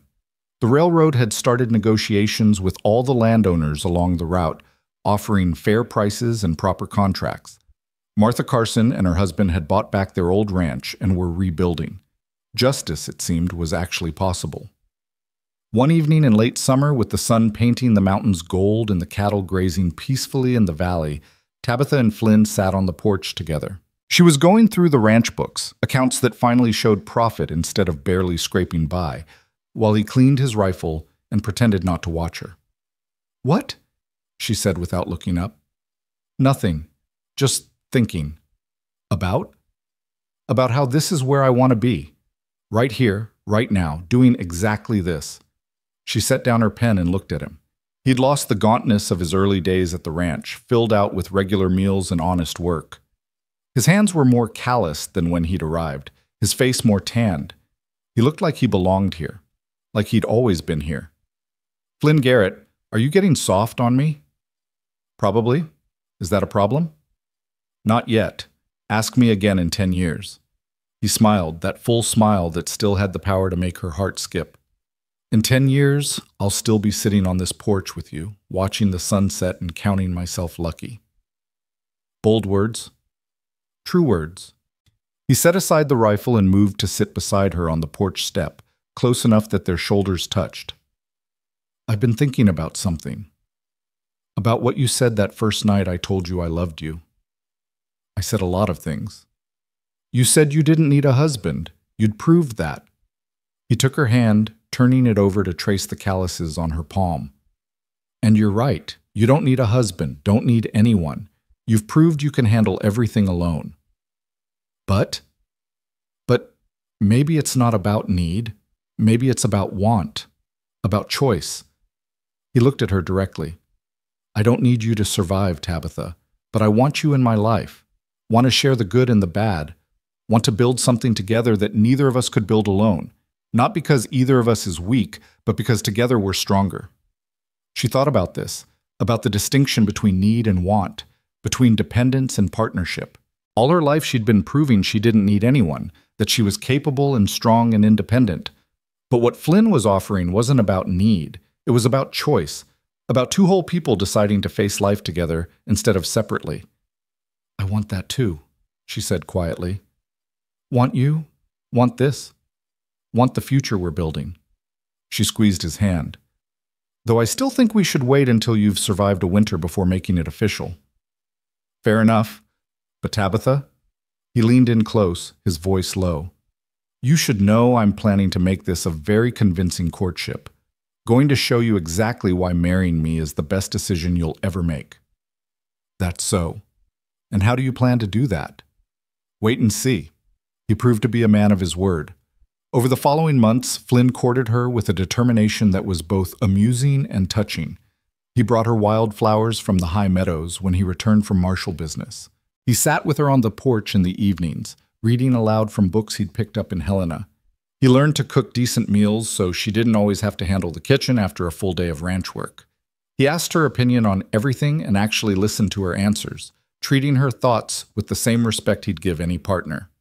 And slowly, watching him fit himself into the life she'd built without trying to take it over or change it, Tabitha felt the last of her doubts dissolve.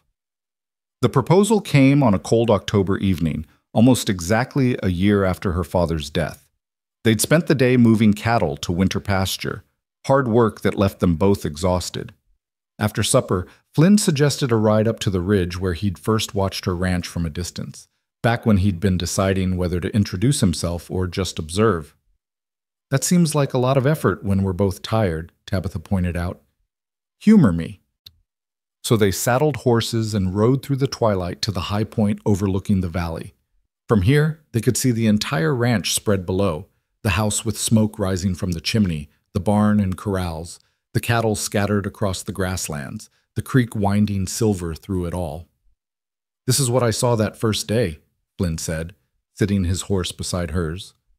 "Saw the land, saw how it was laid out, saw the work that had gone into building it. But I didn't see you yet. Didn't know the woman who'd fought so hard to keep it. And now you do. Now I do. Now I know you're brave and strong and stubborn as hell. Now I know you can face down anything. Corrupt bankers, hired guns, federal trials, Montana winters." He dismounted and moved to stand beside her horse. "Now I know I want to spend the rest of my life watching you be exactly who you are." Tabitha's heart was racing as she dismounted to stand facing him. "Flynn? Wait, let me do this right." He knelt in the dirt, pulling a small box from his pocket. "I know you said you don't need a husband, but I'm asking anyway. Will you marry me, Tabitha Wilson? Will you let me stand beside you through whatever comes? Will you build a life with me here on this land you love, and let me love you the way you deserve to be loved?" She looked at the man kneeling before her, the federal marshal who'd risked everything for justice, the ranch hand who'd worked himself to exhaustion proving his worth, the partner who'd never once tried to diminish or control her. And she knew, with absolute certainty, what her answer was. "Yes," she said, pulling him to his feet. "Yes, I'll marry you. Not because I need you, but because I choose you. Because I love you, Flynn Garrett. Because you've shown me that partnership doesn't mean giving up independence. It means finding someone worthy of sharing it with." He kissed her as the last light faded from the sky, and when he pulled back, he was smiling. "So we're doing this. We're doing this." She looked at the box he still held. "Is that a ring?" "Yes. Though, fair warning, it's not fancy. Marshall's salary doesn't run to diamonds." He opened it to reveal a simple gold band with a small stone that caught the twilight. "But it's real, like us." She let him slide it onto her finger, feeling the unfamiliar weight of it. "It's perfect. You're perfect." "No, I'm not. I'm stubborn and difficult, and half the territory thinks I'm crazy for trying to run a ranch alone. The other half knows you're brilliant for succeeding at it." He pulled her close. "And you're not alone anymore. Not really. You've got Caleb and Billy, you've got Martha and the other ranchers who stood with you. And you've got me for as long as you'll have me. Forever, remember? You promised forever. So I did. Good thing I'm a man who keeps his promises." They rode back to the ranch as the stars came out, and when Caleb saw the ring on Tabitha's finger, his weathered face split into a grin. "About damn time," he said. "Was starting to think you two would dance around each other until spring." "We don't dance around anything," Tabitha protested. "The hell you don't. You've been looking at each other like lovesick calves for months." But his voice was warm with approval. "Your father would be happy, Miss Tabitha. Real happy." The words hit harder than expected. Tabitha had to blink against sudden tears. "You think so?" "I know so. He always said the right man would see you for who you really are. Not some woman who needed taming or protecting, but a partner worth standing beside. Flynn here sees that. Saw it from the start." That night, lying in bed and looking at the ring catching moonlight through her window, Tabitha thought about her father, about his dreams for the ranch, and for her, about how he'd raised her to be strong and independent, even knowing it would make her life harder in a world that preferred women quiet and compliant. About his last words, barely whispered through pneumonia's grip. Keep the land. Be happy. She was doing both now. The land was safe, thriving, hers, and happiness. That felt within reach for the first time since his death. Maybe before that. Maybe for the first time in her whole complicated, fighting life. They set the wedding for December, figuring winter was the quietest time on the ranch. Tabitha wanted it simple. Just close friends, no fuss, a celebration of what was real rather than what looked impressive. Flynn agreed immediately, saying he'd marry her in the barn if that's what she wanted. Let's aim slightly higher than the barn, she said, laughing. The church in Bitterroot is nice, a small ceremony, then a gathering back at the ranch. Whatever you want. What I want is for you to have opinions too. This is your wedding as much as mine. He considered this. All right, I want Reverend Matthews to officiate. He was kind to me when I first came to town, didn't ask too many questions. I want good food and music at the gathering after. And I want, he hesitated, then pushed forward, I want it to feel like a beginning, not an ending. Want people to see that we're starting something new together, not you giving up your independence or me getting what I want. I can work with that. Planning the wedding became a welcome distraction from the usual ranch work. Martha Carson insisted on helping, her way of thanking Tabitha for standing with her during the trial. Other ranchers' wives offered their support too. Women who'd watched Tabitha fight for her land and had been quietly impressed, even if they'd never said so out loud. You've changed things around here, one of them told Tabitha during a planning session. Shown it's possible for a woman to stand on her own. My daughter's been watching, asking questions about running ranches and handling business. Used to be she'd only hear about marriage and children, like that was the only path. There's nothing wrong with marriage and children, Tabitha pointed out. No, but there's also nothing wrong with doing things your own way. You've shown that. The woman smiled.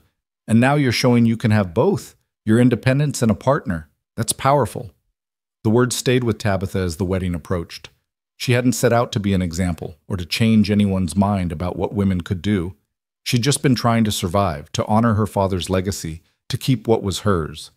But maybe that was enough. Maybe living her truth was its own kind of revolution. Flynn spent the weeks before the wedding finishing touches on the house, repairs and improvements he'd been planning. He expanded the bedroom, built new shelves in the kitchen, reinforced the porch where they spent so many evenings. Caleb and Billy helped, and watching the three men work together, Tabitha felt gratitude wash over her. Her small ranch family was growing, becoming something stable and lasting. 2 weeks before the wedding, Flynn had to leave for marshal business, tracking fugitives who'd fled into the mountains after a bank robbery in Helena. He was apologetic about the timing, but Tabitha understood. This is part of who you are, she said as he prepared to leave. I knew that when I agreed to marry you. Go do your job. I'll be here when you get back. You better be. I've got a wedding to attend. He kissed her hard, then rode north with 2 other marshals. Tabitha watched him go with the familiar mixture of worry and confidence. Worry because his work was dangerous, confidence because he was good at what he did and always came back. The days passed slowly without him. She threw herself into wedding preparations and ranch work, keeping busy so she wouldn't count hours. But at night, alone in the house, she found herself touching the ring on her finger and thinking about the future, about what it would mean to be married, to share her life completely with someone else, about whether she was really ready for that level of partnership after so many years of fierce independence. Flynn returned 6 days later, tired and sporting a new bruise on his jaw, but grinning when he saw her in the yard. She ran to meet him, propriety be damned, and he caught her up in arms that were solid and real and home. Got them, he said simply. They're in custody in Helena, and I'm officially on leave for the next 2 weeks. Nothing's pulling me away from this wedding. Good, because I've got everything planned and I'd hate to have to postpone because you were chasing criminals. Your faith in my priorities is touching. I know your priorities. Justice and duty and doing what's right. She pulled back to look at him. That's part of why I love you, but I'm glad you're here now. Nowhere else I'd rather be. The wedding day dawned cold and clear, the kind of Montana winter morning where the sky was so blue it hurt to look at and frost turned everything silver. Tabitha woke early in her childhood bedroom, nervous energy making sleep impossible. Martha arrived at dawn to help her dress, along with two other ranchers' wives who'd become unlikely friends through the whole ordeal. The dress was simple ivory, practical enough to wear again for church or town visits. But it was new, and it was hers, and when she looked at herself in the small mirror, she barely recognized the woman staring back. Not because she looked different, but because she looked happy. Genuinely, deeply happy, in a way she hadn't been since before her father died. "He's a lucky man," Martha said, adjusting Tabitha's hair. "But then, you're a lucky woman. Not everyone finds a partner who sees them clearly and loves them anyway." "Loves them because he sees them clearly," Tabitha corrected. "That's the difference." The church in Bitterroot was packed when they arrived.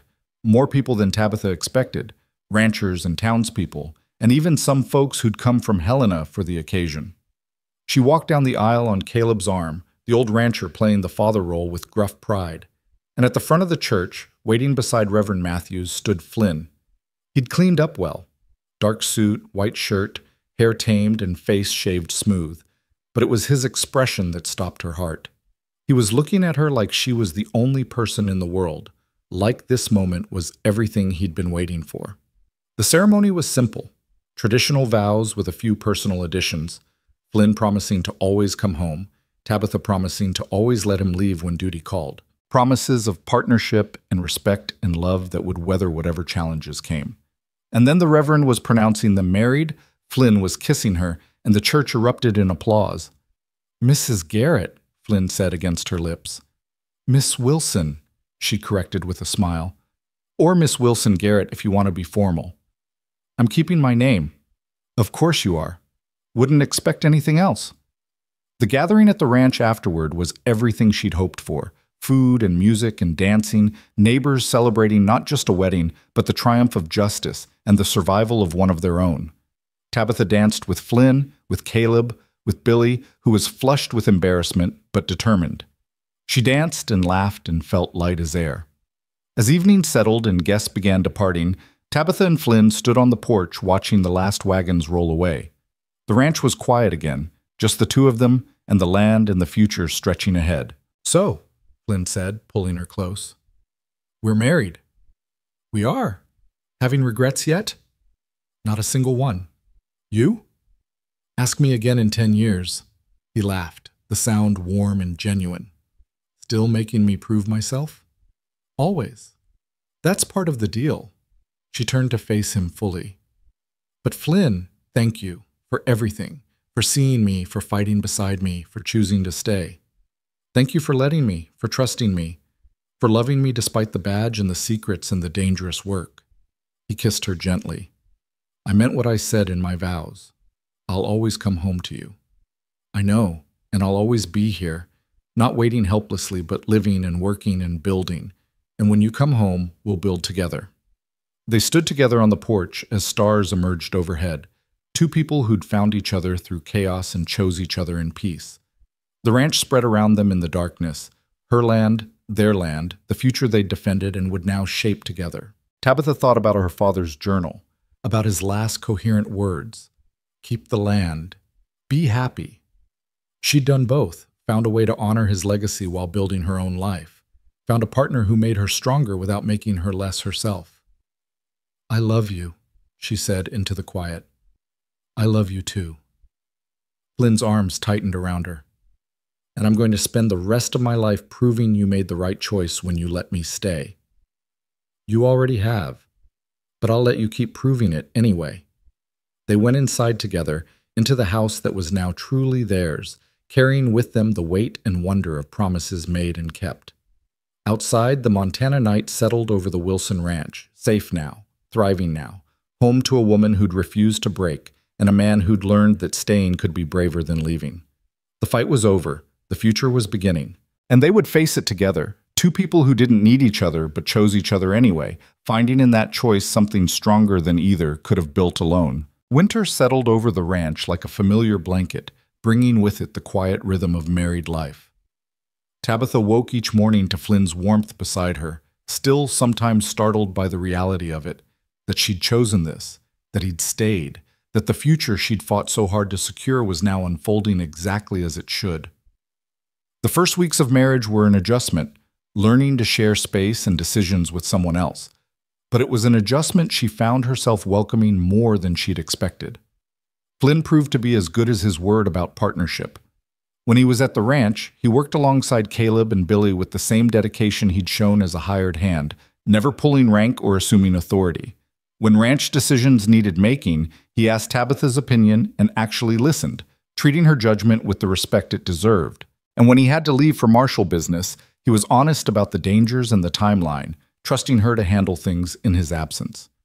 "I'm heading to Butte tomorrow," he told her one February evening as they sat by the fire. "There's a case involving stolen mining equipment and possible murder. Could be gone a week, maybe 2. Tabitha looked up from the ledger she was reviewing. "Dangerous?" "Potentially. Mining towns can be rough, and if there's murder involved, someone's not going to want us digging into it." He moved to sit beside her. "I can request someone else take it if you need me here." "No, we're fine here. The cattle are settled, we're prepared for whatever weather comes, and Caleb's more than capable of handling anything unexpected." She closed the ledger and turned to face him fully. "This is your work, Flynn. Important work. I won't ask you to choose between duty and me. You're not asking, I'm offering. And I'm saying go. Do what you're meant to do. Just," she touched his face gently, "be careful. Come home." "Always." He kissed her palm. "You know, most wives would object to their husbands riding off into danger every few weeks. I'm not most wives, and you're not most husbands." She smiled slightly. "That's why this works." He left the next morning before dawn, and Tabitha stood on the porch watching him ride north toward Butte with that familiar mixture of worry and pride. The worry never got easier. Loving someone meant fearing for their safety, accepting that risk as part of the package. But the pride was steady and strong. Flynn was good at what he did, made the territory safer through his work, brought justice where it was needed. She wouldn't diminish that by asking him to be less than he was. The days without him fell into comfortable routine, morning chores, managing the herd, working with Billy on his horsemanship, keeping the books up to date. Caleb was teaching her some of the finer points of breeding decisions, preparing her for spring when they'd need to decide which bulls to keep and which cows to cull. It was the kind of knowledge her father had started passing on before his death, and having Caleb continue that education felt like honoring Thomas Wilson's legacy. "Your father would be proud of how you're running this place," Caleb said one afternoon as they inspected the breeding stock. "Not just keeping it going, but making it better." "I had good teachers." "You had the will to learn. That's rarer than you'd think." He was quiet for a moment, then added, "And he'd be proud of your choice in husband, too. Flynn's a good man, solid." "He is." Tabitha watched Billy working a young horse in the corral, the boy's confidence growing daily. "You ever think about settling down, Caleb? Finding someone?" The old rancher snorted. "At my age? Besides, I'm already settled. Been here longer than you've been alive. This ranch is as much my home as anywhere has ever been. I'm glad, because I don't know what I'd do without you." "You'd manage, you always do." But his weathered face softened. "But I'm glad to be here. Glad to see this place thriving again after all the trouble. Glad to see you happy." Happy. That word kept coming up, and Tabitha found herself examining it like a strange new object. She'd been many things in her life, determined, angry, scared, stubborn, but happy? That had seemed like a luxury she couldn't afford during the dark months of fighting for survival. Now, with the ranch secure and Flynn in her life, happiness felt not just possible but present, woven through the daily work and quiet evenings and the future she was building. Flynn returned from Butte after 10 days, tired and sporting rope burns on his hands, but satisfied with the case's resolution. "Got the killer," he reported as Tabitha tended to his injuries. "Mining company foreman who'd been stealing equipment and killed a worker who threatened to report him. He'll hang for it." "Good." She wrapped clean bandages around his abraded palms. "These are going to hurt for a while." "I've had worse." He caught her hand as she finished. "Missed you." "Missed you too, But the ranch is still standing, so we managed. Never doubted it. He pulled her close, careful of his injured hands. You know what I thought about during those long, cold nights in Butte? What? How lucky I am. That I get to come home to this. To you, to the ranch, to a life that matters. His voice was quiet. I've spent years riding from case to case, sleeping in cheap hotels, never having a place that felt like mine. And now I do. Now I have you. She kissed him gently. And I have you. Someone who stays, even when duty calls him away. Someone who comes back. The seasons turned as they always did, winter giving way to the hard work of spring. Calving season was brutal. Cold nights, checking the herd, pulling difficult births, nursing weak calves through their first days. Flynn worked as hard as anyone, learning the ranching skills his marshal work had never required, earning Caleb's grudging respect and Billy's open admiration. You're getting pretty good at this ranch husband thing, Tabitha told him one exhausted dawn after they'd spent half the night delivering twins from a struggling heifer. I'm motivated. He was covered in blood and birth fluids, but grinning. Besides, I like working with my hands. Makes marshal work feel clean by comparison. That's because marshal work is clean. You shoot people from a distance. This is getting right in there with life and death. I like this better, more honest somehow. Spring brought other changes too.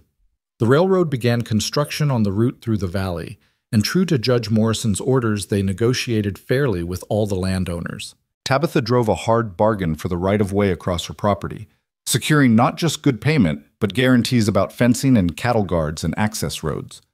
Flynn sat beside her during the negotiations, his presence a quiet reminder that she had federal backing if the railroad tried anything underhanded. You're a terrifying negotiator, one of the railroad executives told her when they'd finalized the deal. I feel like I just got taken apart and put back together. You got a fair deal, Tabitha corrected. That's not the same as being taken advantage of. Learn the difference. The money from the railroad right-of-way allowed for long-planned improvements. They expanded the barn, built a proper bunkhouse so Caleb and Billy had more space, and purchased additional breeding stock. The Wilson Ranch was not just surviving but thriving, growing into the vision Thomas Wilson had held when he'd first claimed this land. In May, Martha Carson came to visit, bringing news from the valley's other ranchers. We're forming an association, she explained over coffee in Tabitha's kitchen. All of us who were targeted by the Holloways, plus others who are tired of powerful men thinking they can do whatever they want. We're going to pool resources, share information, make sure no one else gets pushed around the way we were. That's smart, Flynn said. Safety in numbers. We'd like you to be part of it, Martha said to Tabitha. In fact, we'd like you to lead it. You're the one who stood up first, who fought hardest. People respect that. Tabitha felt something warm settle in her chest. Respect. Community. Belonging. I'd be honored. The association met monthly, and Tabitha found herself becoming not just a rancher, but a leader in the valley's agricultural community. She shared what she'd learned about negotiating with the railroad, about managing finances, about standing firm against pressure. Other women started attending the meetings, asking questions, learning. The landscape was changing, slowly but surely, and she was part of that change. Summer brought a new challenge in the form of a letter from the territorial government. They wanted to establish a formal land office in Bitterroot with proper surveys and updated records. They were looking for local advisors who understood the valley's geography and ownership history. They want you, Flynn said, reading over her shoulder. Says here they specifically need someone with recent experience dealing with land fraud and railroad negotiations. I'm not a lawyer or a surveyor. No, but you're honest and you know this land. That's worth more than credentials. He set down the letter. It's your choice, but I think you'd be good at it, and it would help prevent future fraud. She thought about it for several days before deciding to accept. The position would require 1 week per month in Bitterroot, working with surveyors and lawyers to establish proper records. It meant time away from the ranch, but with Caleb and Billy handling daily operations and Flynn home between marshal cases, they could manage. You're taking on a lot, Flynn observed as she drafted her acceptance letter. Ranch, association leadership, now this government work. Says the man who's a federal marshal and a ranch hand. Fair point. He smiled. But seriously, you don't have to prove anything to anyone anymore, Tabitha. You've already proved everything that matters. This isn't about proving anything. It's about using what I learned to help others, about making sure what happened to my father and Martha and the others doesn't happen again. She sealed the letter. Besides, I like staying busy. Gives me less time to worry when you're off chasing criminals. He laughed and pulled her close. Whatever you want to take on, I'm behind you. Just promise me you won't work yourself to death trying to save the whole territory. I'll try to limit myself to just this valley. Fall came with its usual rush of work, roundup, sorting cattle for market, preparing for winter. But this year felt different. The ranch was stable, their marriage was solid, and the future seemed less like something to survive and more like something to build. Tabitha found herself thinking about next year, about 5 years from now, about the kind of legacy she wanted to leave. One evening in October, exactly 2 years after her father's death, she and Flynn rode up to the family cemetery on the hill overlooking the ranch. Thomas Wilson's grave was well tended, the headstone solid granite that would last generations. Tabitha knelt beside it, touching the carved letters of his name. I did it, Papa, she said quietly. Kept the land like you asked. Made it better, even. And I found someone worth sharing it with. She felt Flynn's hand on her shoulder, warm and steady. You would have liked him. He's stubborn like you, honest like you. He works hard and fights for what's right, and he loves me exactly as I am, which I think is what you always wanted for me. Flynn knelt beside her. Mr. Wilson, I want you to know I'm taking good care of your daughter, though truth be told, she doesn't need much taking care of. She's the strongest person I've ever met. His voice was rough with emotion. I promise I'll honor the life you built and the legacy you left, and I'll make sure this ranch stays in family hands for generations. They sat in silence for a while, watching the sun sink toward the mountains. Finally, Tabitha stood and took Flynn's hand. Thank you for coming up here with me. Thank you for bringing me, for making me part of the family. He squeezed her hand. You know what today is? The anniversary of my father's death. Also the anniversary of when I first decided to stay. When I realized this place and you were worth more than just another case. He turned to face her fully. 2 years ago, I was just doing a job. Now I have a home. That's because of you. It's because of us, she corrected, because we chose each other. Winter that year was harsh, testing every preparation they'd made. Blizzards swept down from the mountains, temperatures plunged below zero, and keeping the cattle alive required constant vigilance. But the ranch weathered it, and so did their marriage. If anything, the shared hardship brought them closer, the quiet competence of two people working together toward common goals. Flynn was home more that winter, his martial cases limited by weather that made travel dangerous. He threw himself into ranch work with renewed energy, and Tabitha watched him transform from someone who'd learned ranching into someone who lived it. He talked about cattle breeding with Caleb, discussed land management with Billy, planned improvements with her in the evenings. He was no longer just a marshal who helped on a ranch. He was a rancher who sometimes did marshal work. You've changed, she told him one February night as they lay in bed listening to wind howl outside. How so? You're more settled. More here, if that makes sense. Like you've finally stopped being ready to leave. He was quiet for a moment. You're right. Took me a while to realize it, but this isn't just where I live between cases. This is home. The ranch is home. Your home.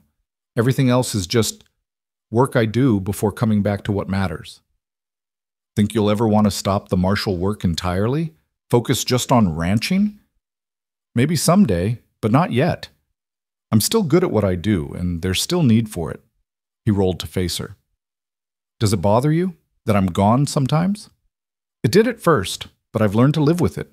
And honestly, she smiled in the darkness, I think we work better this way. You get to do work that matters. I get time to focus on the ranch without feeling like I'm neglecting you. And when you come home, we appreciate each other more. Most couples want to be together all the time. We're not most couples. No, he agreed, pulling her close. We're definitely not. Spring brought news from Helena. Edmund Holloway had died in prison, his health broken by incarceration and his empire destroyed. Jasper would serve out his full sentence, unlikely to ever hold power again.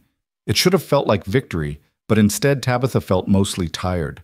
So much pain and destruction, and for what? Greed and pride and the arrogant belief that money made you untouchable. "You okay?"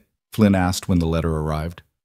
"I will be. It's just all those lives ruined, including theirs. My father might still be alive if they'd been honest businessmen instead of criminals." She set down the letter. "But at least it's truly over now. No chance of them getting out early or causing more trouble." "It's over," Flynn agreed.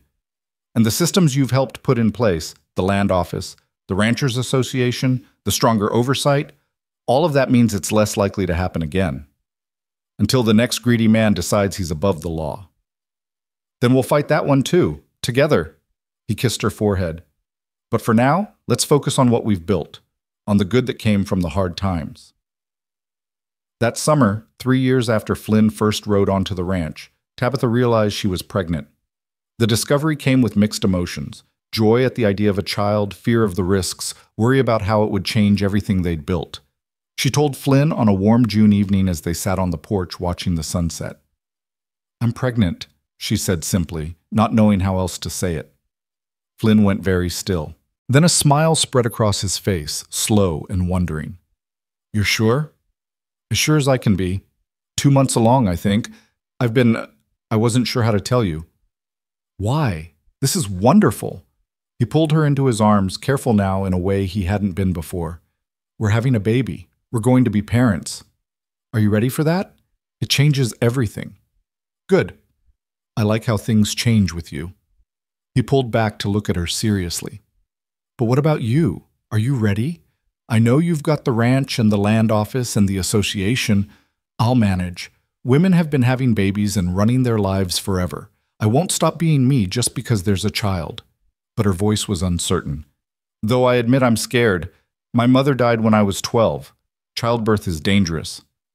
We'll get the best doctor. We'll be careful. And Tabitha," he took her face in his hands, "you're the strongest person I know. If anyone can handle this, it's you."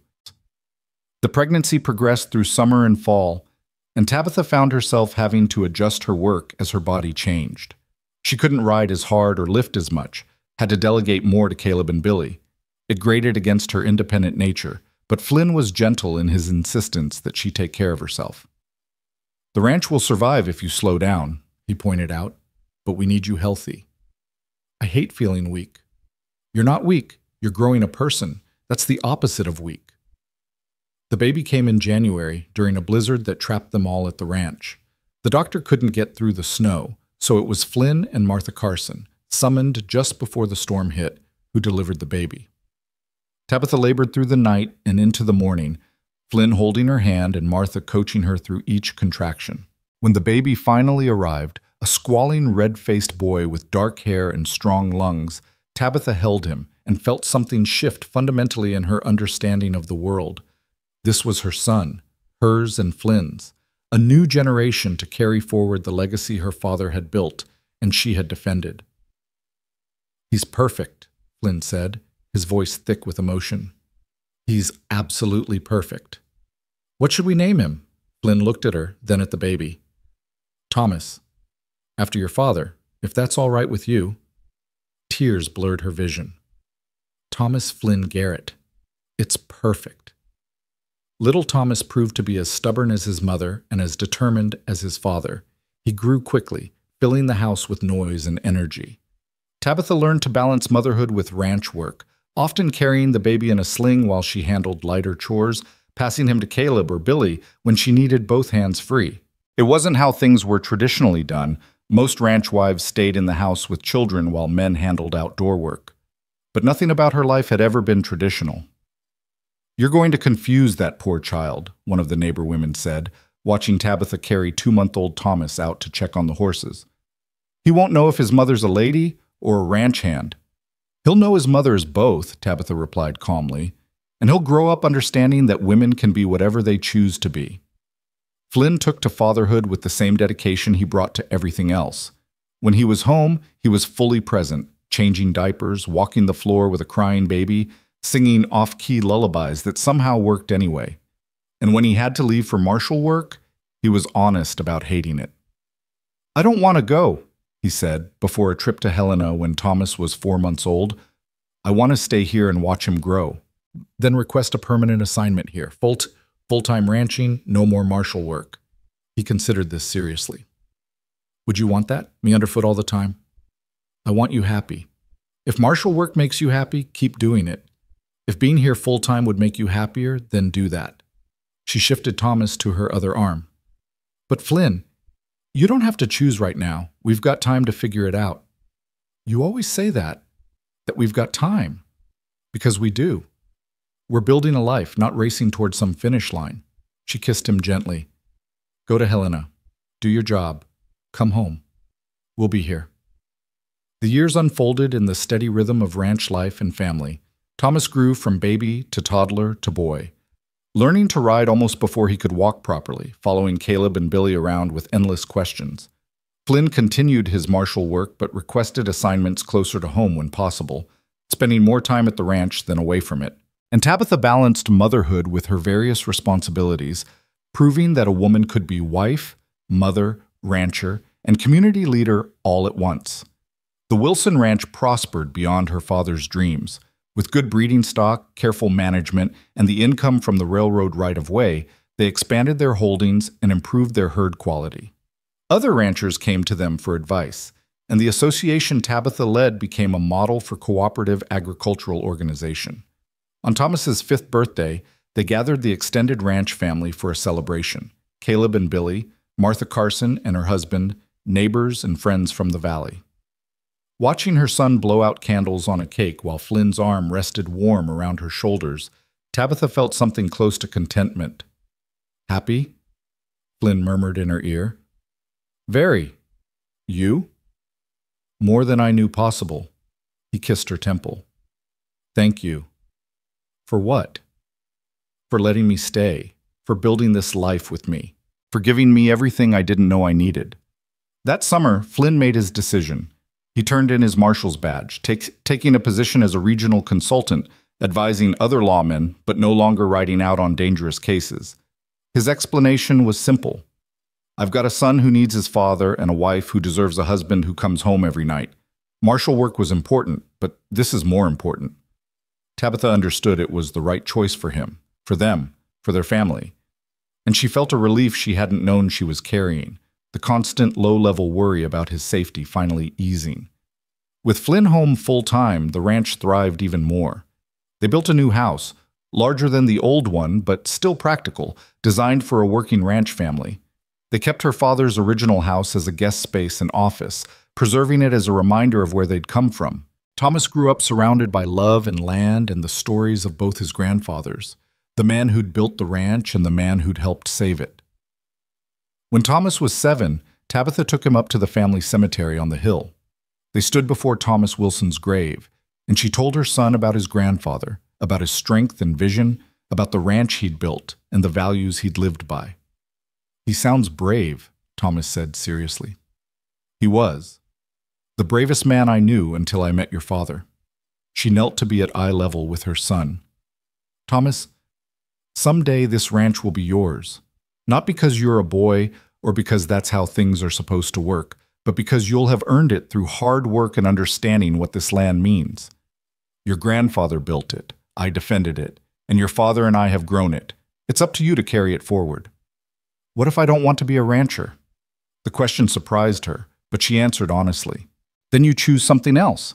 The land will still be here, still be family land, but you get to decide what makes you happy just like I did." She smiled. "Though between you and me, I think you're going to love ranching. It's in your blood." "Like Grandpa?"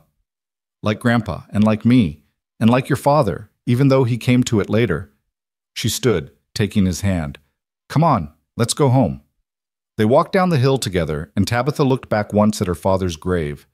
She'd kept her promise to him, kept the land, made it prosper, built a life worth living, and she'd found happiness, the kind that came not from easy circumstances, but from fighting for what mattered and winning. The years continued their steady march.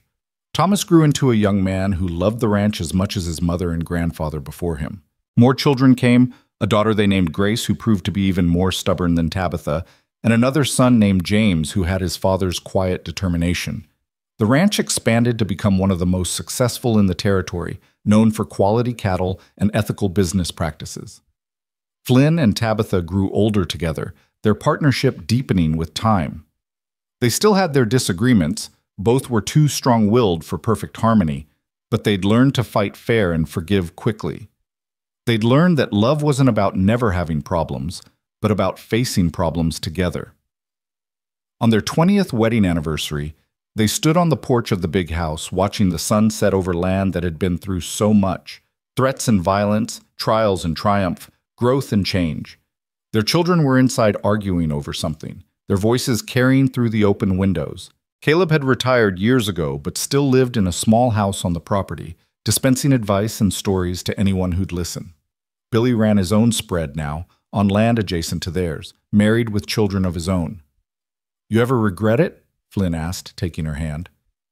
"Marrying me, tying yourself to someone instead of staying completely independent?" Tabitha thought about it seriously. "No, because you never made me less independent. You just gave me someone to be independent with, if that makes sense." "It does, because that's what you did for me too, gave me freedom within partnership, a home without a cage." He pulled her close. 20 years. Feels like both forever and no time at all. "Think we can make it another 20? At least. I've got plans." She laughed, the sound carrying across the ranch her father had built, that she had defended, that they had grown together. Always planning. "Always staying," he corrected. "That's what you asked for, remember? Not a husband, just someone who stays." And you have. Through everything, the hard times and the good, the busy seasons and the quiet ones. You stayed. Where else would I go? Everything I love is right here.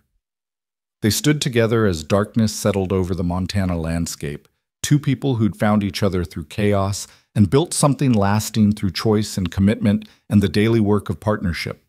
The ranch spread around them, thriving and secure, home to family and legacy and the future they'd created together. Inside, their children's argument resolved into laughter. A horse whinnied from the barn. Wind rustled through the cottonwoods her father had planted 30 years ago. The ordinary sounds of a working ranch, a living family, a life well built. Tabitha leaned her head on Flynn's shoulder, feeling the solid reality of him beside her. She'd told him once that she didn't need a husband, and that had been true. But she'd chosen him anyway, and in that choice had found something richer than mere need. She'd found partnership. She'd found home. She'd found a man who understood that staying wasn't about being trapped, but about choosing every day to be exactly where you belonged. "Thank you," she said quietly. "For what?" "For being someone who stays." He kissed the top of her head, his arms warm around her. "Thank you for being someone worth staying for." They remained on the porch as the first stars appeared, watching the land they'd built their life on, holding each other against the coming night. Tomorrow would bring new work, new challenges, new joys. But tonight, in this moment, they had everything that mattered. The wind carried the scent of sage and grass, the eternal smell of Montana's summer. Somewhere in the distance, cattle lowed. The house behind them glowed with lamplight and life. And Flynn Garrett held Tabitha Wilson Garrett close, two people who'd found each other against all odds and built something that would last long after they were gone. She didn't need a husband. She never had. But she'd chosen one anyway, and that choice had made all the difference. He'd asked to be someone who stays. She'd said yes. And 20 years later, he was still here, still working the land, still loving her, still choosing every single day to build a life together instead of alone. That was the promise that mattered, not the wedding vows or the legal papers or the children they'd raised. The promise that staying wasn't sacrifice but choice, that partnership wasn't weakness but strength, that love meant seeing each other clearly and choosing each other anyway. As the Montana night deepened around them and the ranch settled into peaceful quiet, Tabitha thought about the journey that had brought them here. From the desperate fight to keep her father's legacy to this moment of hard-won peace and joy. She'd proved she could survive alone, but she'd learned she could thrive together, and in the end, that was the real victory. Not independence or marriage, not land or justice, but the wisdom to know that sometimes the bravest choice was to let someone in. To trust. To build something with another person that neither could build alone. Flynn's hand tightened on hers, and she squeezed back, a silent conversation in the darkness. Still here, still choosing you, still home. The story that had begun with a woman defending her land alone ended here, with two people defending it together. The story that had started with desperate survival ended in thriving abundance. The story that had begun with suspicion and secrets ended in trust and truth. And as they finally went inside to join their children, closing the door on another Montana evening, the ranch stood strong around them, testament to courage and love and the power of choosing to stay.